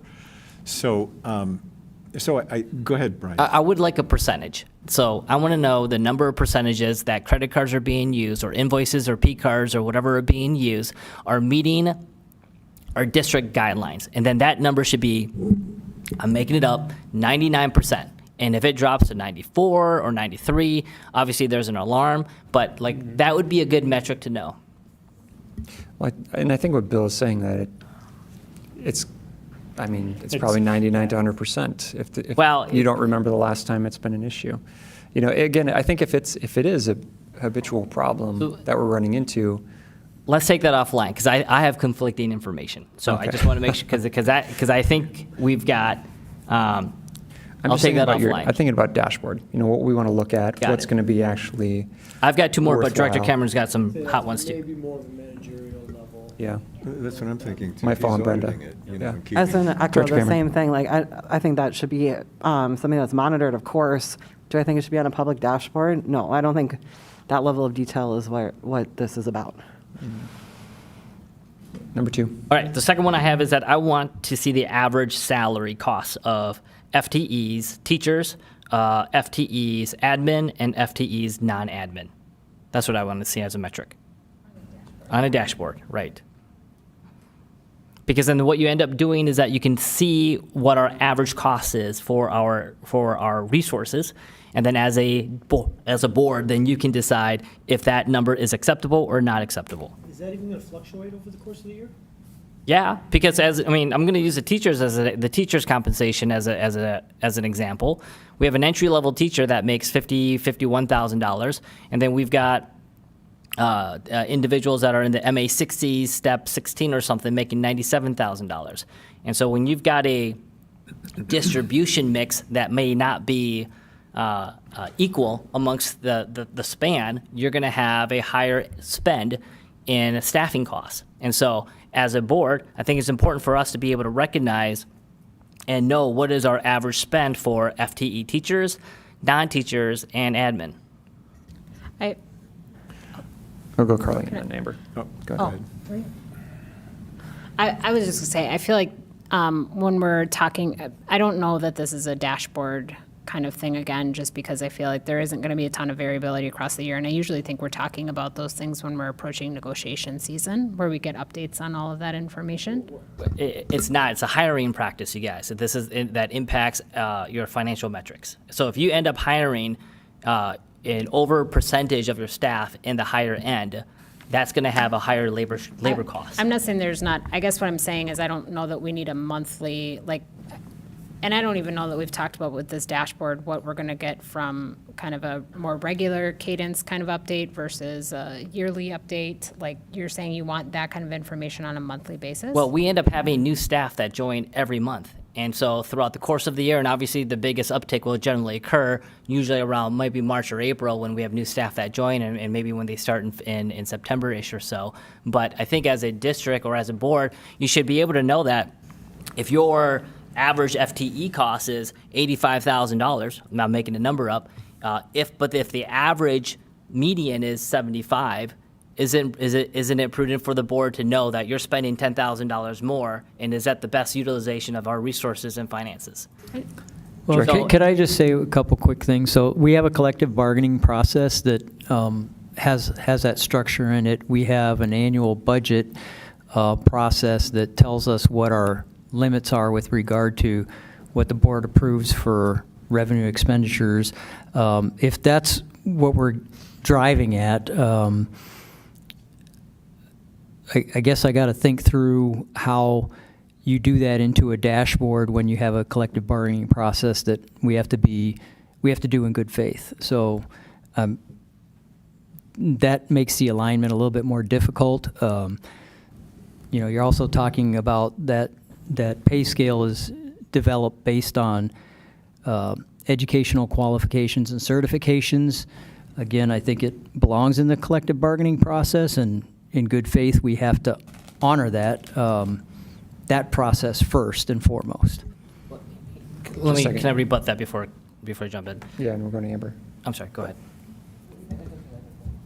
I have a So, question. so if you run an organization, if you run a business and you've got 20 FTEs, you want to know what your average compensation is for that FTEs, whether you're going to have entry level, mid level, or more experienced. And so, if we're not going to monitor that dollar number, then we're not doing our role as stewards of the dollars that our community is giving us. I understand there's negotiation components, and I get that. I'm not saying that we need to tell people that they have to make less or whatever it may be. I am asking for a metric that says of all the staff that we have that are teachers, non-teachers, and admin, what is the average, and that's it. And so if I run a business again and have 20 FTEs, if that average is too high, and I get 15 of them that are making $150,000 or $100,000, that's just good business. I don't know why we wouldn't want to know the average price, and that is his job. I would agree, but that's also our job to govern that or provide governance to say, hey, what is that metric? And so, Can I just expand on what you're saying? Yeah. And maybe see if this is more in line with what could be on a dashboard? So one of the things that we do with our academic scores and with the finances that we spend is we always compare it to other districts, and we're looking at what other districts are doing and what their academic scores are and what our budget is. Could we do something based on overall positions within the district? So we're saying here's the average salary for given the districts in our area for a teacher, for a superintendent, for a finance director or whatever. So that way we know, like, and I'm just throwing a number out here, I'm not saying anything that, like, the finance director that makes like 150,000 is similar compared to these other districts that we always look at to how much they're paying their finance director, so that we're also like justifying the amount of money that we're spending on the people within our district. We'd have to have a total compensation. I think one of the challenges we've talked about is the salary doesn't fully address the compensation. When you're, I think when you're that comparing would- district to district. Yeah. Right, it would be an average. So before we get too far, Director Cameron. I guess, Director Thompson, what I'm trying to think of like is, I agree that monitoring this is important. To what end are we going to use that information? And I would argue that in the budget, we are monitoring that at a macro level, and that is the role of the board. So we know for all of those employee groups that you mentioned, what are we spending annually? And so we could look at that rate over, the last however many years you want to go back. And I think we have to keep in mind that hiring will fluctuate many, many years by building. So like when Lakeville South opened, you had a lot of teachers hired earlier in the schedule, and now all those teachers have matured and they're at the farther end, right? So like, I don't really see the point of going down to the employee level, but I do want to look at the macro level and making sure that we stay within the budget parameters that the board has set, and that we're within that 1% to 2%. And I feel like we have been, so. I'm just trying to think of what levers you're going to pull. So say it goes from $83,000 average to 85. Are we going to give a resolution or a directive to HR? You can't hire anybody over step whatever. Are we going to get to that level? I mean, is that what we're like? Are we getting to that sort of tactical level? Well, Did it before. I understand, but we made a $7 million budget cut. So yeah, you're going to put a lot of things in place in that situation. That's a little bit different than giving management autonomy to, allow them to manage within the budget that we just approved. So I'm just curious to know, like, what do you really want to do with it? Because if you start seeing financial information that, is getting out of whack a little bit, we can always at any point in time step in. But I guess, are we going to do that if it goes up $2,000? Or I think what I don't know, $6,000? what I don't know is the efficiency use of taxpayer dollars. That's what I don't know. And so what I hear is that we are bringing in staff, and staff are coming in at a certain pay range, and we are approving a certain percentage of the budget that would go towards salaries and staffing. And then we want to compare that to what other districts might be doing. And so I am not against seeing what other districts are doing, but as an enterprise, we want to be as efficient as we can with the dollars that we have, okay? So if other districts are in a certain dollar range, that does not mean that we get to spend or should spend as much as every other district, okay? So we need to be efficient with dollars. And so if I look at my number of employees that I have, if I have 100 employees, if 60% of or 70% of my employees are making top-end dollar and only 1/3 are making entry-level dollars, that tells me from a staffing allocation perspective, I might be out of the mix might be, not as optimal. And so as a board, it is your responsibility to make sure that your dollars are being spent efficiently.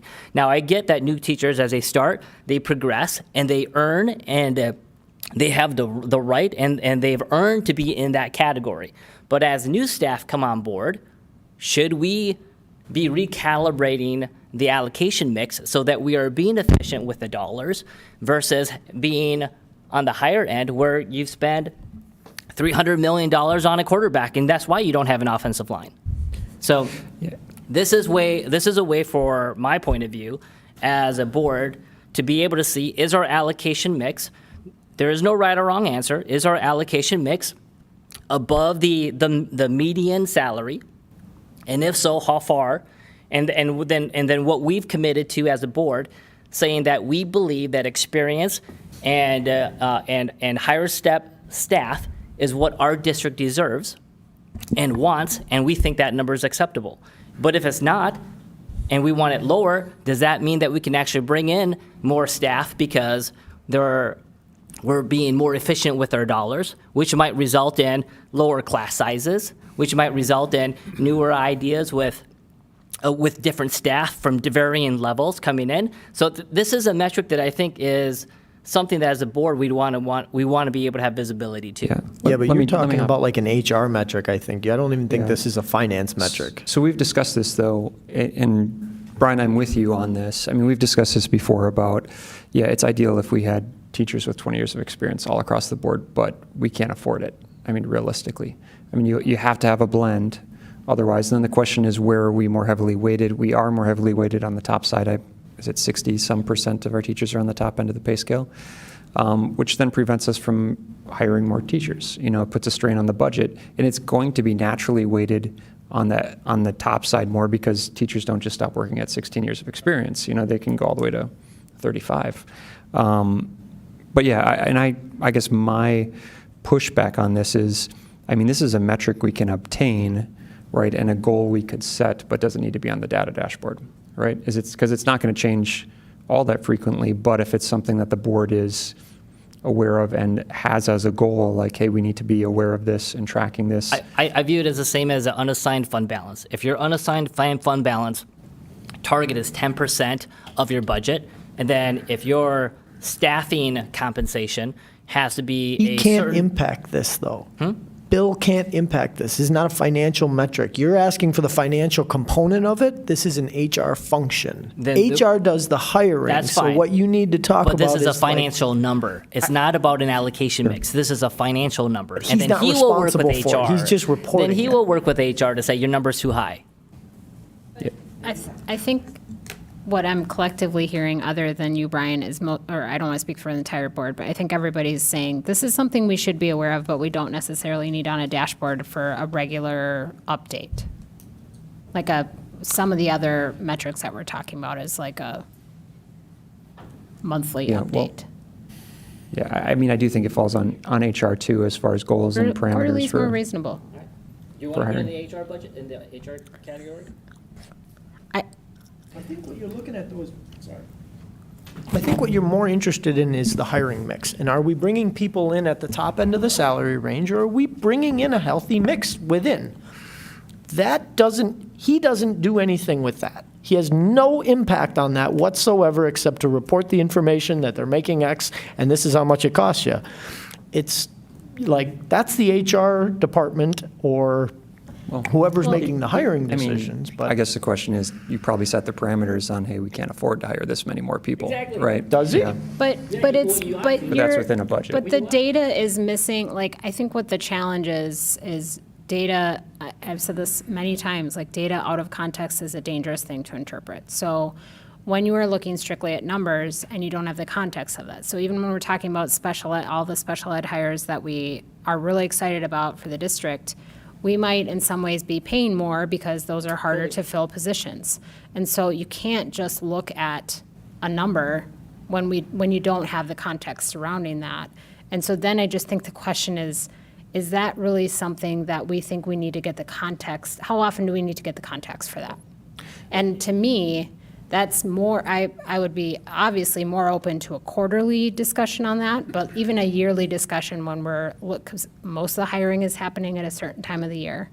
And so when we're talking about early spring, when our HR department is hiring, what are the goals that we're trying to reach with that? I don't think that's a regular update. Out of that's fair. context, it's going to take time to understand that data. Yep. So I agree with you. The context of staffing will play a part in where they come in. So with counseling, with special education, I'm not limiting individuals in those respective categories to be to fall within the market range. What I'm suggesting is that as a board, we ought to know what our staffing metric is in total in the salary compensation. Now, I agree, it doesn't need to be updated monthly. If we want to do it annually, so be it. That's no different from having the unassigned fund balance percentage at the end of the month. But as a board, you should be able to look at a dashboard quickly and say, do I have staffing that is compensated? Do I have a mix of staff? Do I have more experienced staffing, or do I have less experienced staffing? And you can identify that by looking at a dashboard. That tells you the health of your district. And so if you want to run blind and not know what you're compensating for your staff, and just say it's going to, as long as all my staff is within this budget, that's up to you guys. That's not how I would run my business. I would want to know what my staff compensation range is. I don't disagree with you. I guess I'm curious to know how the average salary for teachers on a dashboard is going to impact our decision making. What are we going to do if it's $83,000 month one and it goes to 85? Oh no, what are we going to do? Like, go fire them? Like, we can't. No, Are you going to would- say, oh, the next 5 teachers need to come in at, BA plus 5 so or let's less? ask that question. You've got 20 employees, and they all get paid. And of the 20 employees, 15 of them, let's say you've got a range of employees. I get it. And they make $50,000 to $100,000, right? Right. And then if 15 of them are making $90,000, is that how you want to run your business? Again, I think we we're can track talking it. about, you can, if you want to track it, like, I don't care if you put it on there. I just don't know what we're going to get out of it. I think what you're really driving towards is you want to know the HR onboarding process. When we're talking about people we bring on board, are we extending offers to a healthy mix of individuals within the salary range? That's what I think you really are getting at. And So, if Bill- if you can somehow represent that, Yeah. So Bill, In dollars, so I let's mean- talk through this. If an open rec comes through the doors, do you tell the hiring manager a range that they need to be in, or do they get to hire whatever they want to hire? What we do is we give our hiring guidance, and you've said this out loud, Director Thompson, that it's dissatisfying that we would operate within a macro budget parameter. So, but that is what we do. We're not flying blind. We're looking at what the needs are, personnel needs are in each school. We do that based on class size in elementary. It's a little less sharp in secondary because we don't have class size guidelines, and those combined with the collective bargaining agreement drive what our hiring parameters are going to be, and we have to operate within that design. But here's the question. Do we give the hiring managers a budget saying you cannot, like, this is your budget, or do they get to select the candidate that they want, and then we have to accept that candidate at the price that they come in? The answer to your question is no, we do not give them a number target. What we give them is within the operational guidelines. Elementary is class size. We allow them to hire based on their determination that they use a hiring team to select best fit for that school. So there is no financial budget other than... No, there is a financial budget. We are operating within a budget that you have approved for the school year, and so we're not just doing this willy-nilly, but to your point of I'm trying to be as direct as possible, do we give our hiring managers at the schools a number? The answer is no if you're asking dollars. If you're asking a number in terms of the number of people, teachers, types, et cetera, yes, we do that. So I'm sorry, go ahead. Yeah. I think this is a good conversation. It seems like a couple of things. One is that the question is where do the current staff, if we're talking teachers, fall on the salary schedule? We know that information. We know exactly how many are in each cell. Correct? Right? Okay. So maybe a question before we talk about how to represent this ever on a dashboard, and I agree with you, Director Nicholson, is maybe we could look at the last year, have a report from HR to say, over the past year, what has the hiring looked like? When I look at today's number or staffing that we approved, it looks like a really balanced mix between BA and MA. No one's at the high end. So I feel like in our meetings, we've highlighted when hires have happened at the high end of the schedule, but we have neglected to talk about the overwhelming who are not hired at that. And so I think we could look at an annual report of this, but to have it I don't think this needs to be a dashboard conversation at this moment. So that'd be my recommendation. Yeah, that's a good point. I mean, you could look at, it's the same thing as the average, but you could look at what is the actual allocation of our staffing between the different metrics. And again, it's not out of line to say, hey, do we set a cap? We're not hiring over step 7, you guys, the board has done it before. I know the excuse was, well, we had to cut budget, but we're always operating, in a very constrained financial situation.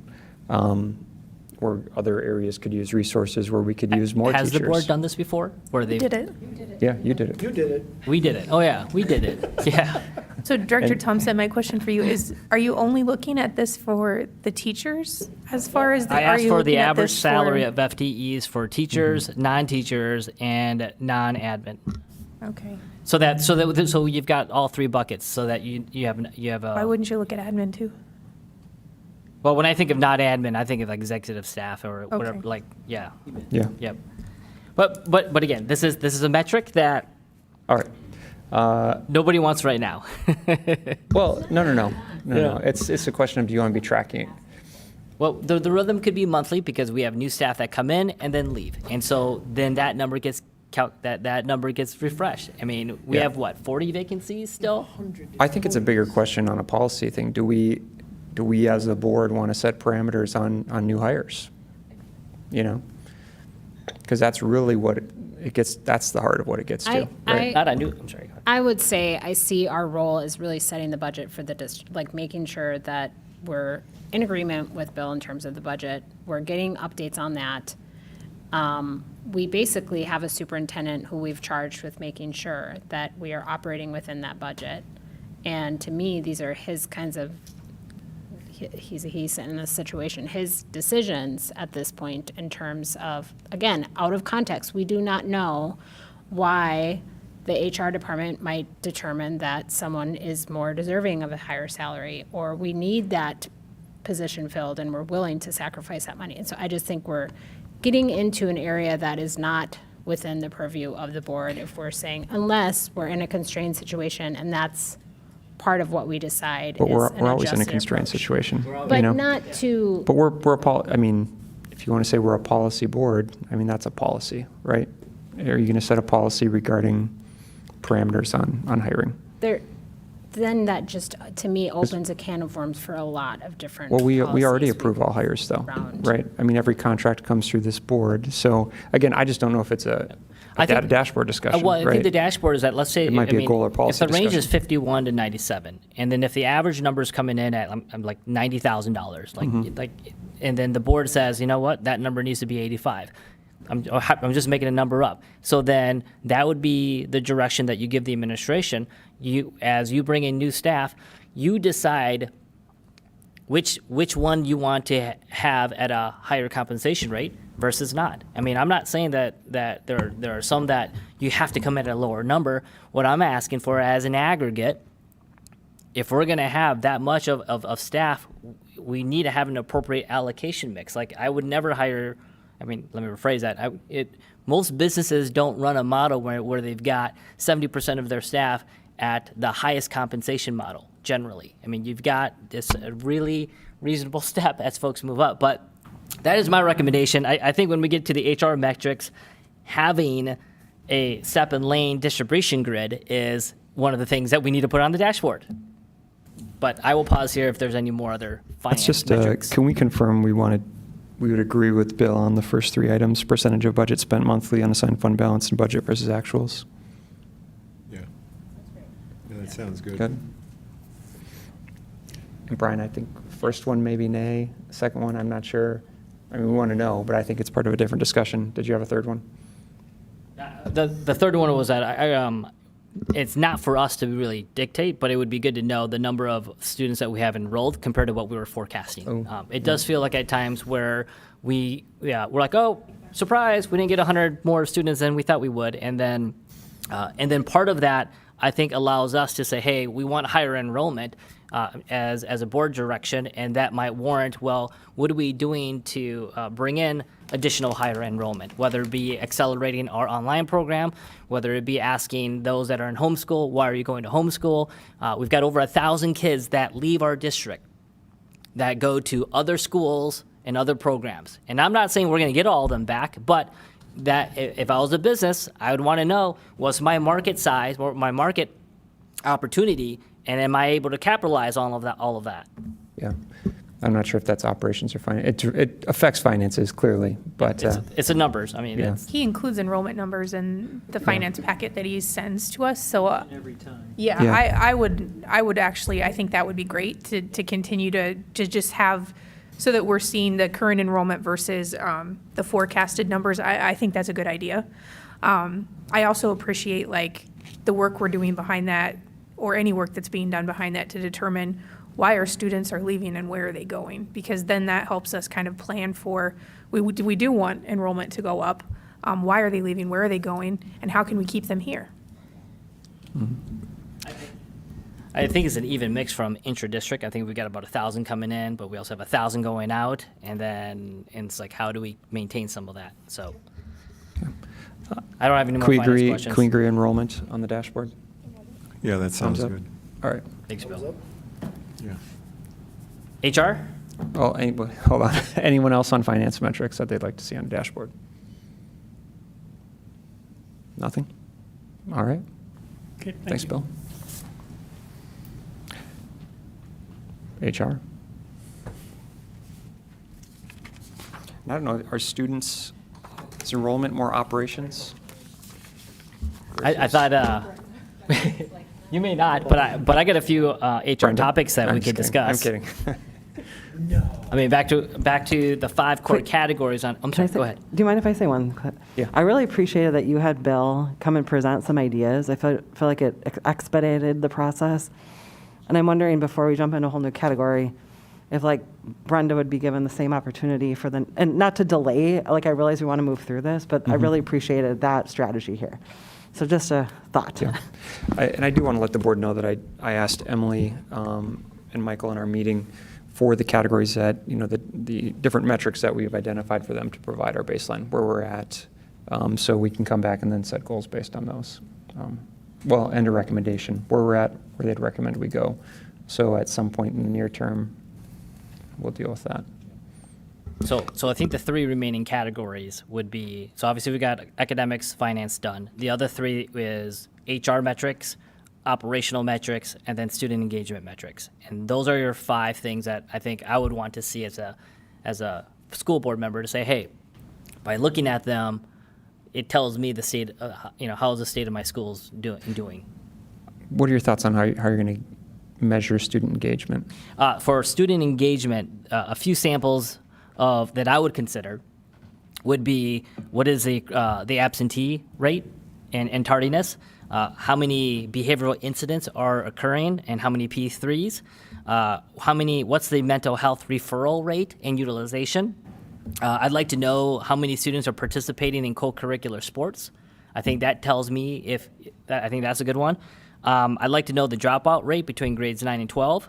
And then this experience survey, like that should be a huge metric to show, to see how things are progressing between a combination of what the student results are and then the parent results are. So that's what I would classify or would like to see in a student engagement. Now, there might be more, I don't know, but those are my initial that I would look to the board or look to the district to come back next week with as additional proposals. And to your point, Amber, I'd be fine wrapping up and following up with the district staff on their proposed recommendations moving forward to help. I mean, yeah, we did that, for the first 6 months on academics and still ended up talking for a couple days on it. But it won't guarantee we expedite it, but it might provide some additional direction.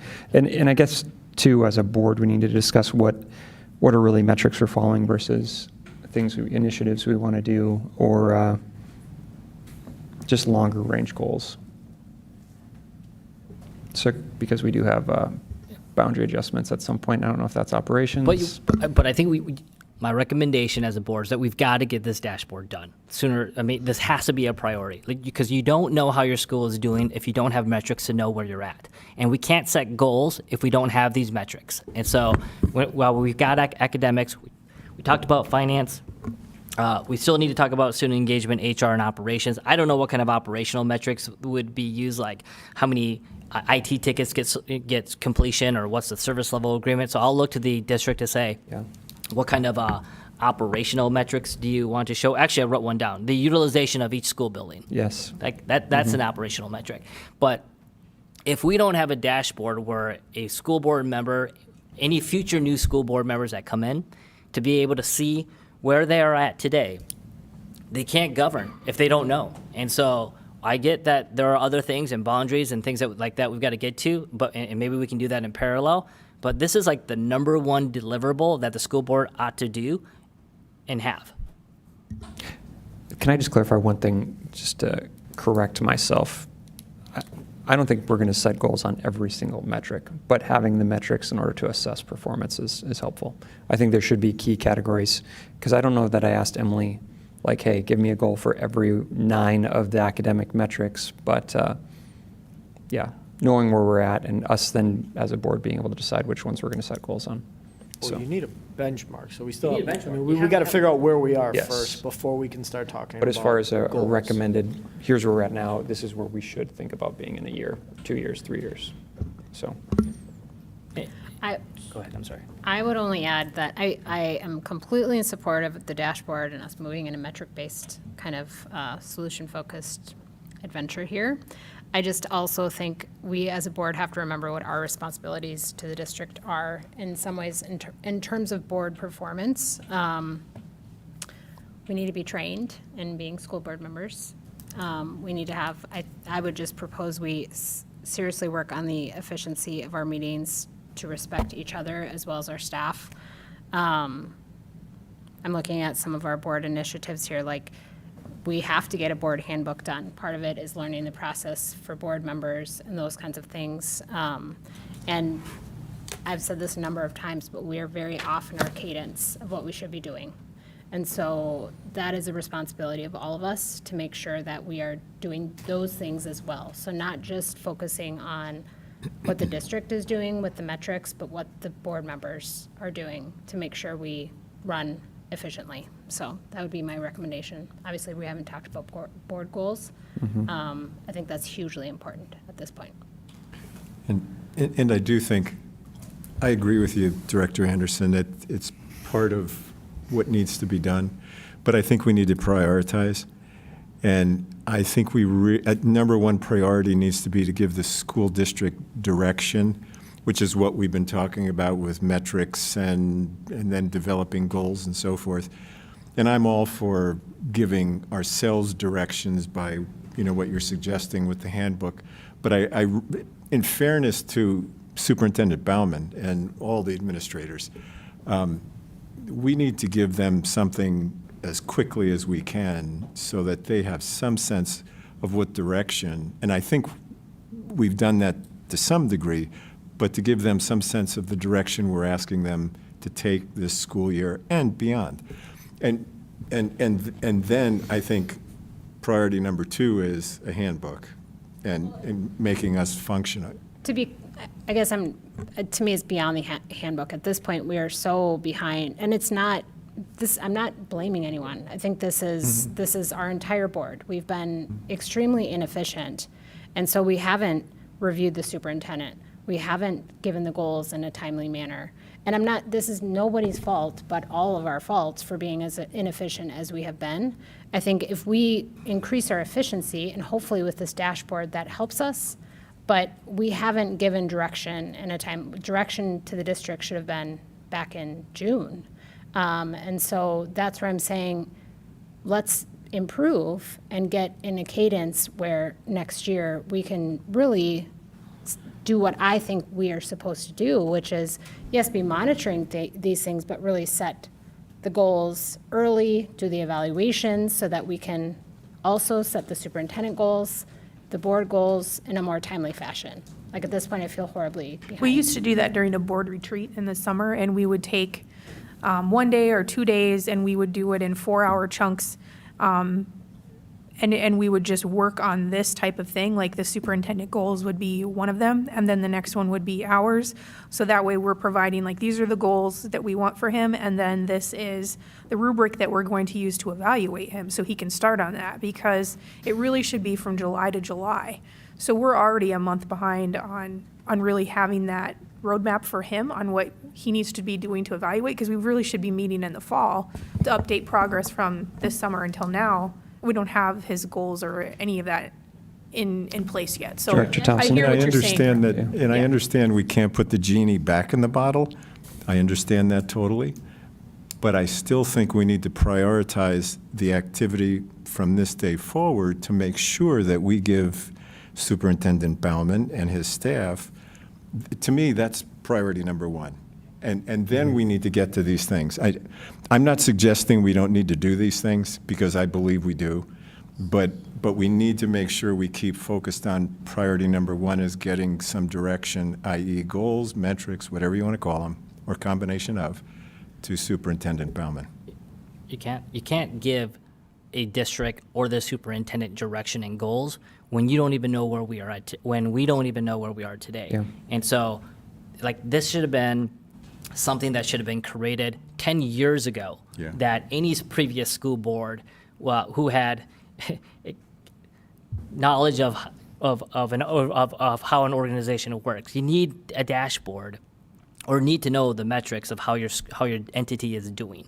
And so the faster we get this done, the faster we'll get the baseline of these scores, and the faster then as a board you can decide which one's our priority. Is it student engagement or is it academics? And then we as a board decide what the targets are, and then those targets end up becoming your superintendent's goals for the year. And, Yeah. and so, like, Hold on, Kim. we can't do anything else until we get this done. Amber? I'm going to actually respond to that, too. I agree, Director Thompson, about that. However, to be frank, I haven't heard of one metric, maybe there's one or two, that I don't already have the answer to. It's not all pretty sitting in one place, and I think that's what the dashboard is about. But we know all these answers about how students are performing, what our finances are, what our HR hiring is. I mean, it's all over the place. But when I've asked a question about any of these topics, I've gotten the direct answer. So to say the district hasn't been curating this data, I think is inaccurate. We're just asking it all to exist in a pretty place together, which is fine. But to me, I've said that way back when, I know the answers to all these things. We can make goals today, but we've wanted it in a very digestible manner. And that's fine. I'm not opposed to that. What is also going to say, and you said it earlier too, is there are some things that I feel like we need to be working in parallel with this initiative, with making the data pretty. And that is, Chair Swanson, you mentioned this, but I think we have a referendum on the ballot. We need to be talking about that significantly, and how as a board we're supporting that and getting behind it, or at least helping our community learn about what it's for. We need to be talking about boundaries, right, which we know. And then given the conversation that I was made aware of at City Council, we need to be thinking about long-term bonding and levy needs. And so I'm excited about a pretty dashboard, but I had all the information already. And so let's continue to build that, but let's not forget about these large topics that we need to tackle. Director Carbone? Yeah, go ahead, Brett. Did you want to say something? No, let's just finish this up then. Kim has something to say. Can I comment to this? So I agree, Paul, that we can't put the genie back in the bottle, and that Carly, yes, Director Anderson, we have been talking about this for months. And so I go back to how we started as a board, and we've been having these discussions since January, and we're really not a whole lot further than we were then. I mean, we have information, but we still, I think the problem here is that we're not efficiently processing this information and having efficient discussions where we're getting things done quickly. So I agree, we need to get this information to the district, so I want us to put a timeline on this discussion. We need to have this dashboard and all of the things we want done on it by the end of August, or it's we might as well just put it off till next year, because at this point, like, the district doesn't have time to do anything with it. I just want to make sure that we do things in a timely manner, and I'm agreeing with you, but, yeah. No, I just Got a want to draft say ready to with go. regard to the dashboard, if I can, so we have, trying to scroll down here. We've been working on this since the conversation started. I think I shared in my update to the board, kind of the process we've been in here now for a little while. And we have,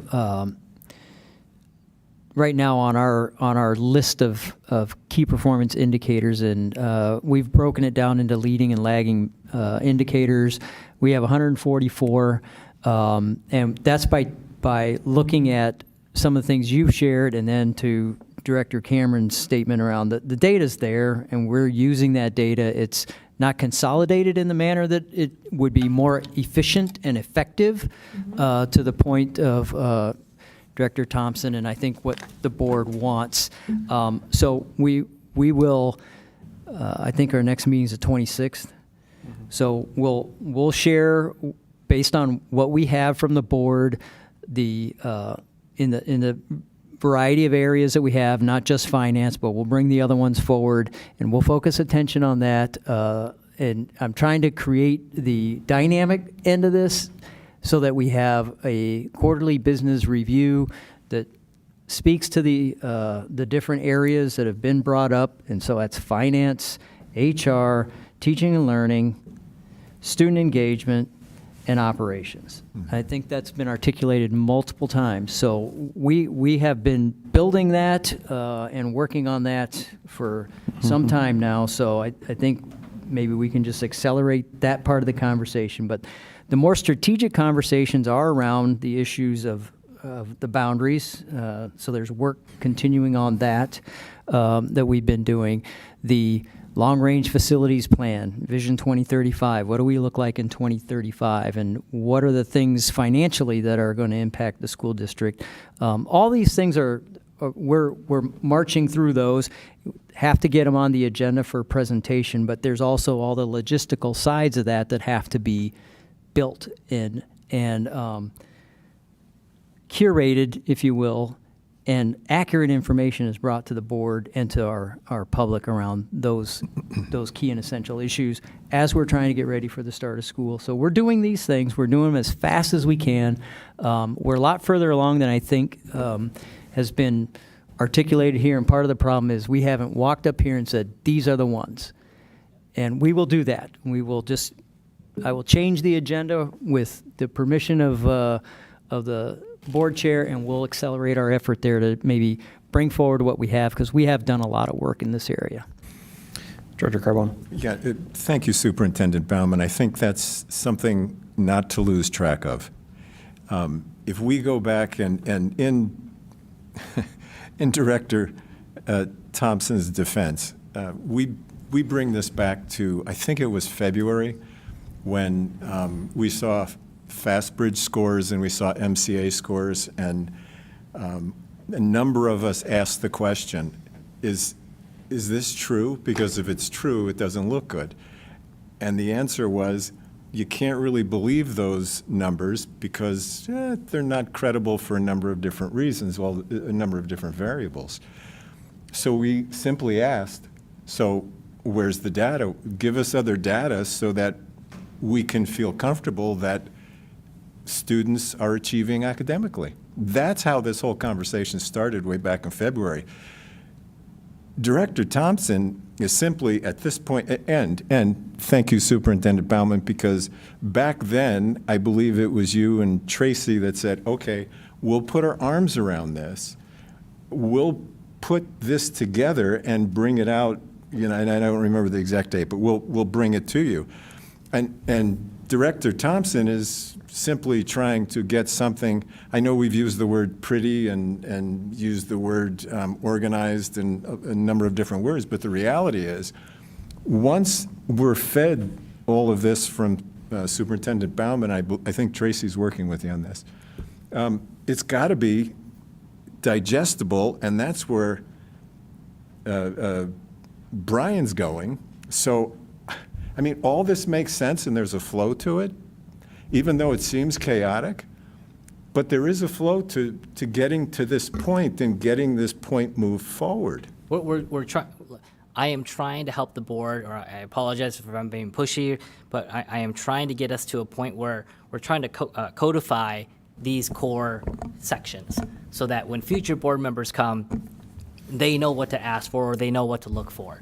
Because when we all started, and maybe Brett and maybe Matt, you guys are, and Amber and Paul, you may not have known what metrics to ask for or to even look at for HR or for student engagement. For someone who may not be that well knowledgeable in student or the education space, they may not know these kind of questions. So by codifying this, by having it in a single location, it allows us to be able to have one snapshot view of where we are, where we're moving to, and then as a board decide, do you feel those metrics or that baseline, that where we are today is acceptable for you? And that's it. Like that's where I'm trying to get us to.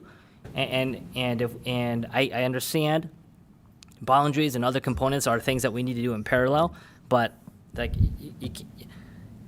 we would be doing a disservice if we don't have something like this in place for future board members to not even know where to go and where to begin and where to look at. And so that's where I'm trying to get us to. I don't think any of us has ever disagreed with something like this in terms of interpreting data and having better metrics. I think the point that some of us are trying to make is just we have a lot of catch up on other things we have, I would say, neglected in the last several months. So it's not, I don't think anybody on this board has been like, I don't want to see a dashboard or I don't want to see metrics.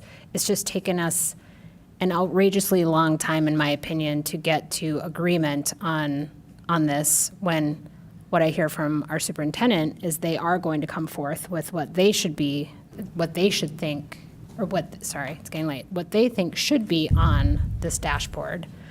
And so I want us to consider that process, that's maybe where we should have started. And But you're disregarding the past 6 months. I mean, again, you can't say. I'm not saying, what I'm trying to say is I think the inefficiency piece has resulted in us neglecting things we should have been doing. And we can be better with our efficiency. I think there are strategic ways to do that, and we need to catch up on things we should have been doing, is my point. None of us is saying a dashboard shouldn't be present or metrics shouldn't be present. It's more, we have responsibilities as a board that we've neglected. Yeah, all the dashboard is it's giving us a means to track student outcomes efficiently, right?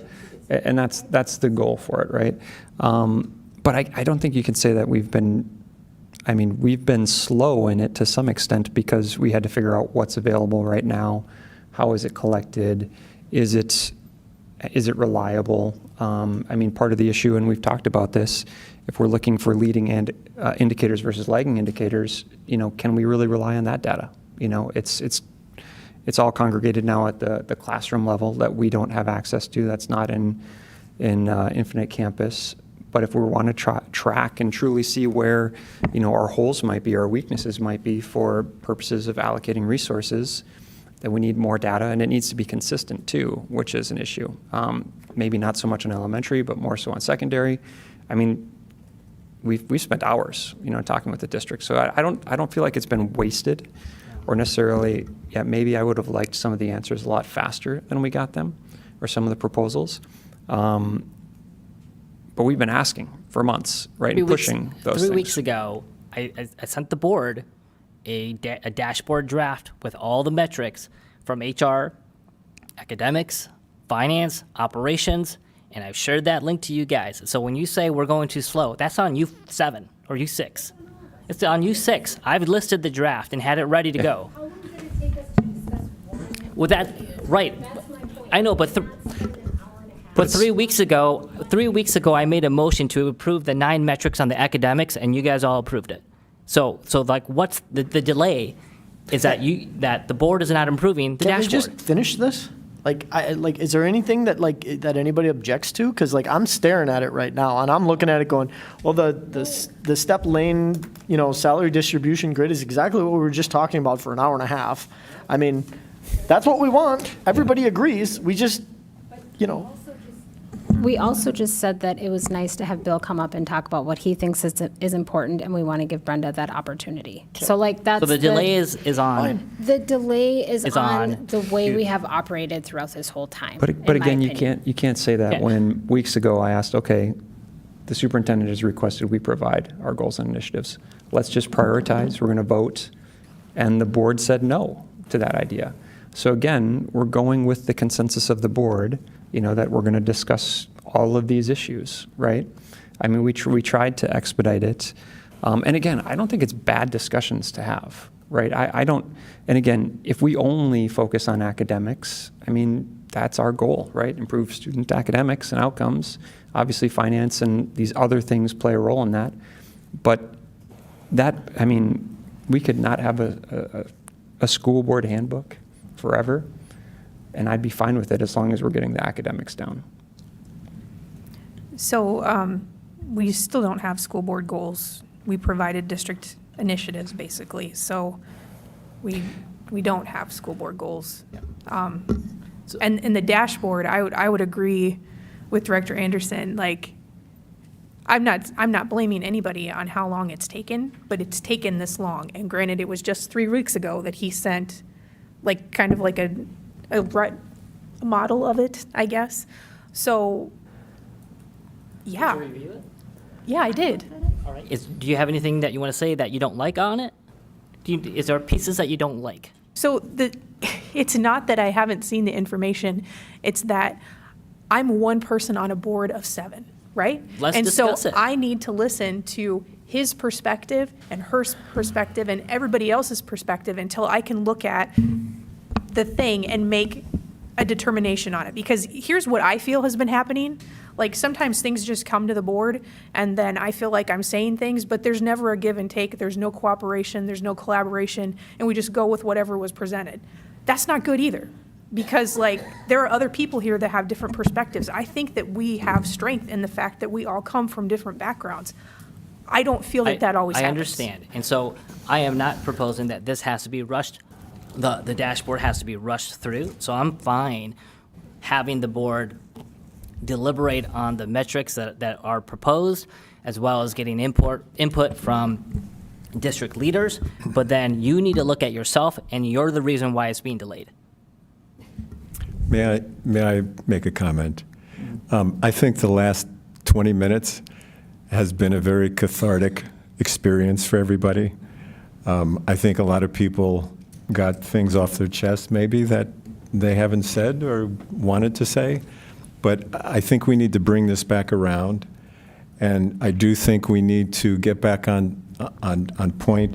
And if we should end tonight right here and give a directive to HR and some of the other areas to come next to our next board meeting and do what Bill did, and then coalesce around some of those things and put metrics that Brian's talking about to them. I'm just going to make that as a suggestion. Yeah, we still do have board goals too, besides the district goals. I know when I requested everyone send in, proposed board goals, I think I have about 9 on there. So I do want to circle back on that. I think it'd be good just to end tonight, and we'll come back and hit it strong next time. Can I just ask one thing? If we are going to have Brenda come talk about HR, the other category I think we have is student engagement. So I don't know if we want someone from Mr. Baumann, who do you think would be best for that? I think we're going to do them all, and you guys can debate what we bring to you. I think that would be, at this point, the most direct route to get into our next steps. I am very concerned about the other strategic issues, and we have to get to them. To everybody's made great points here. We're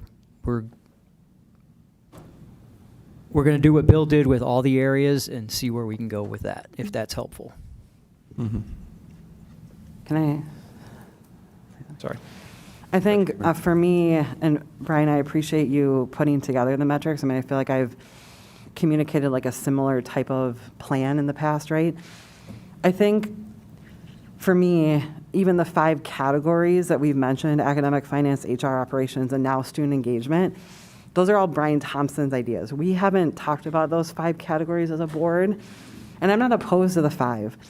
However, I remember at a work session, the student engagement was something that Superintendent Baumann even said, well, let's just stick to the 4 for now. And now we're all of a sudden back at the 5 that you have proposed, which is a good conversation to have, right? I'm interested also in what does our community think? How are we measuring that? And we have data that could easily be put into a dashboard for that.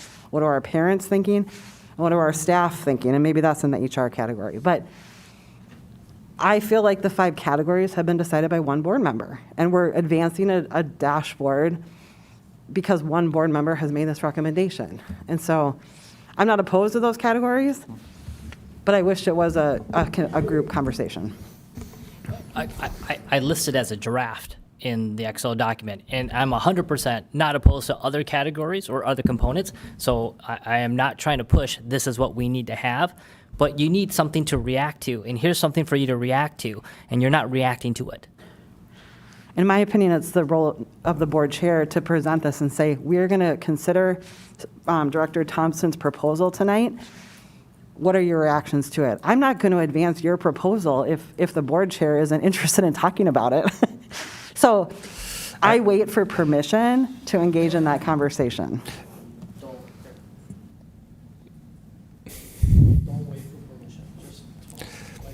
Yeah, I mean, it's not my goal to say this is, I mean, again, yeah, it's fine. And it is a conversation, right? I think Superintendent Baumann, with the intent of providing some guidance, laid out when we had our roundtable here, laid out, hey, these are the 4 areas I see, right? And I think Brian jumped from that and said, hey, here are some metrics then to track. I'm not sure where the student engagement came It came in. from a little bit. But, my influence was from you because and that's there were why I things asked that about it. I'm like- that you wanted. So I'm like, let's throw in student engagement. Now, those are great metrics that we ought to know at a district level. And But again, the metrics don't necessarily need to mean we're going to set a goal on those things, right? Because we can't just set 30 goals for Superintendent Baumann and say, go, right? But it doesn't mean that it's not good to track the data and see where we're at, because it all correlates to each other. So, yeah. And again, with 7 people, I get everyone has a different idea on how this should be done. I'll make a motion to adjourn. I'll second it. All in favor? Aye. Aye. Aye. Any opposed? Nay. All right, we're adjourned.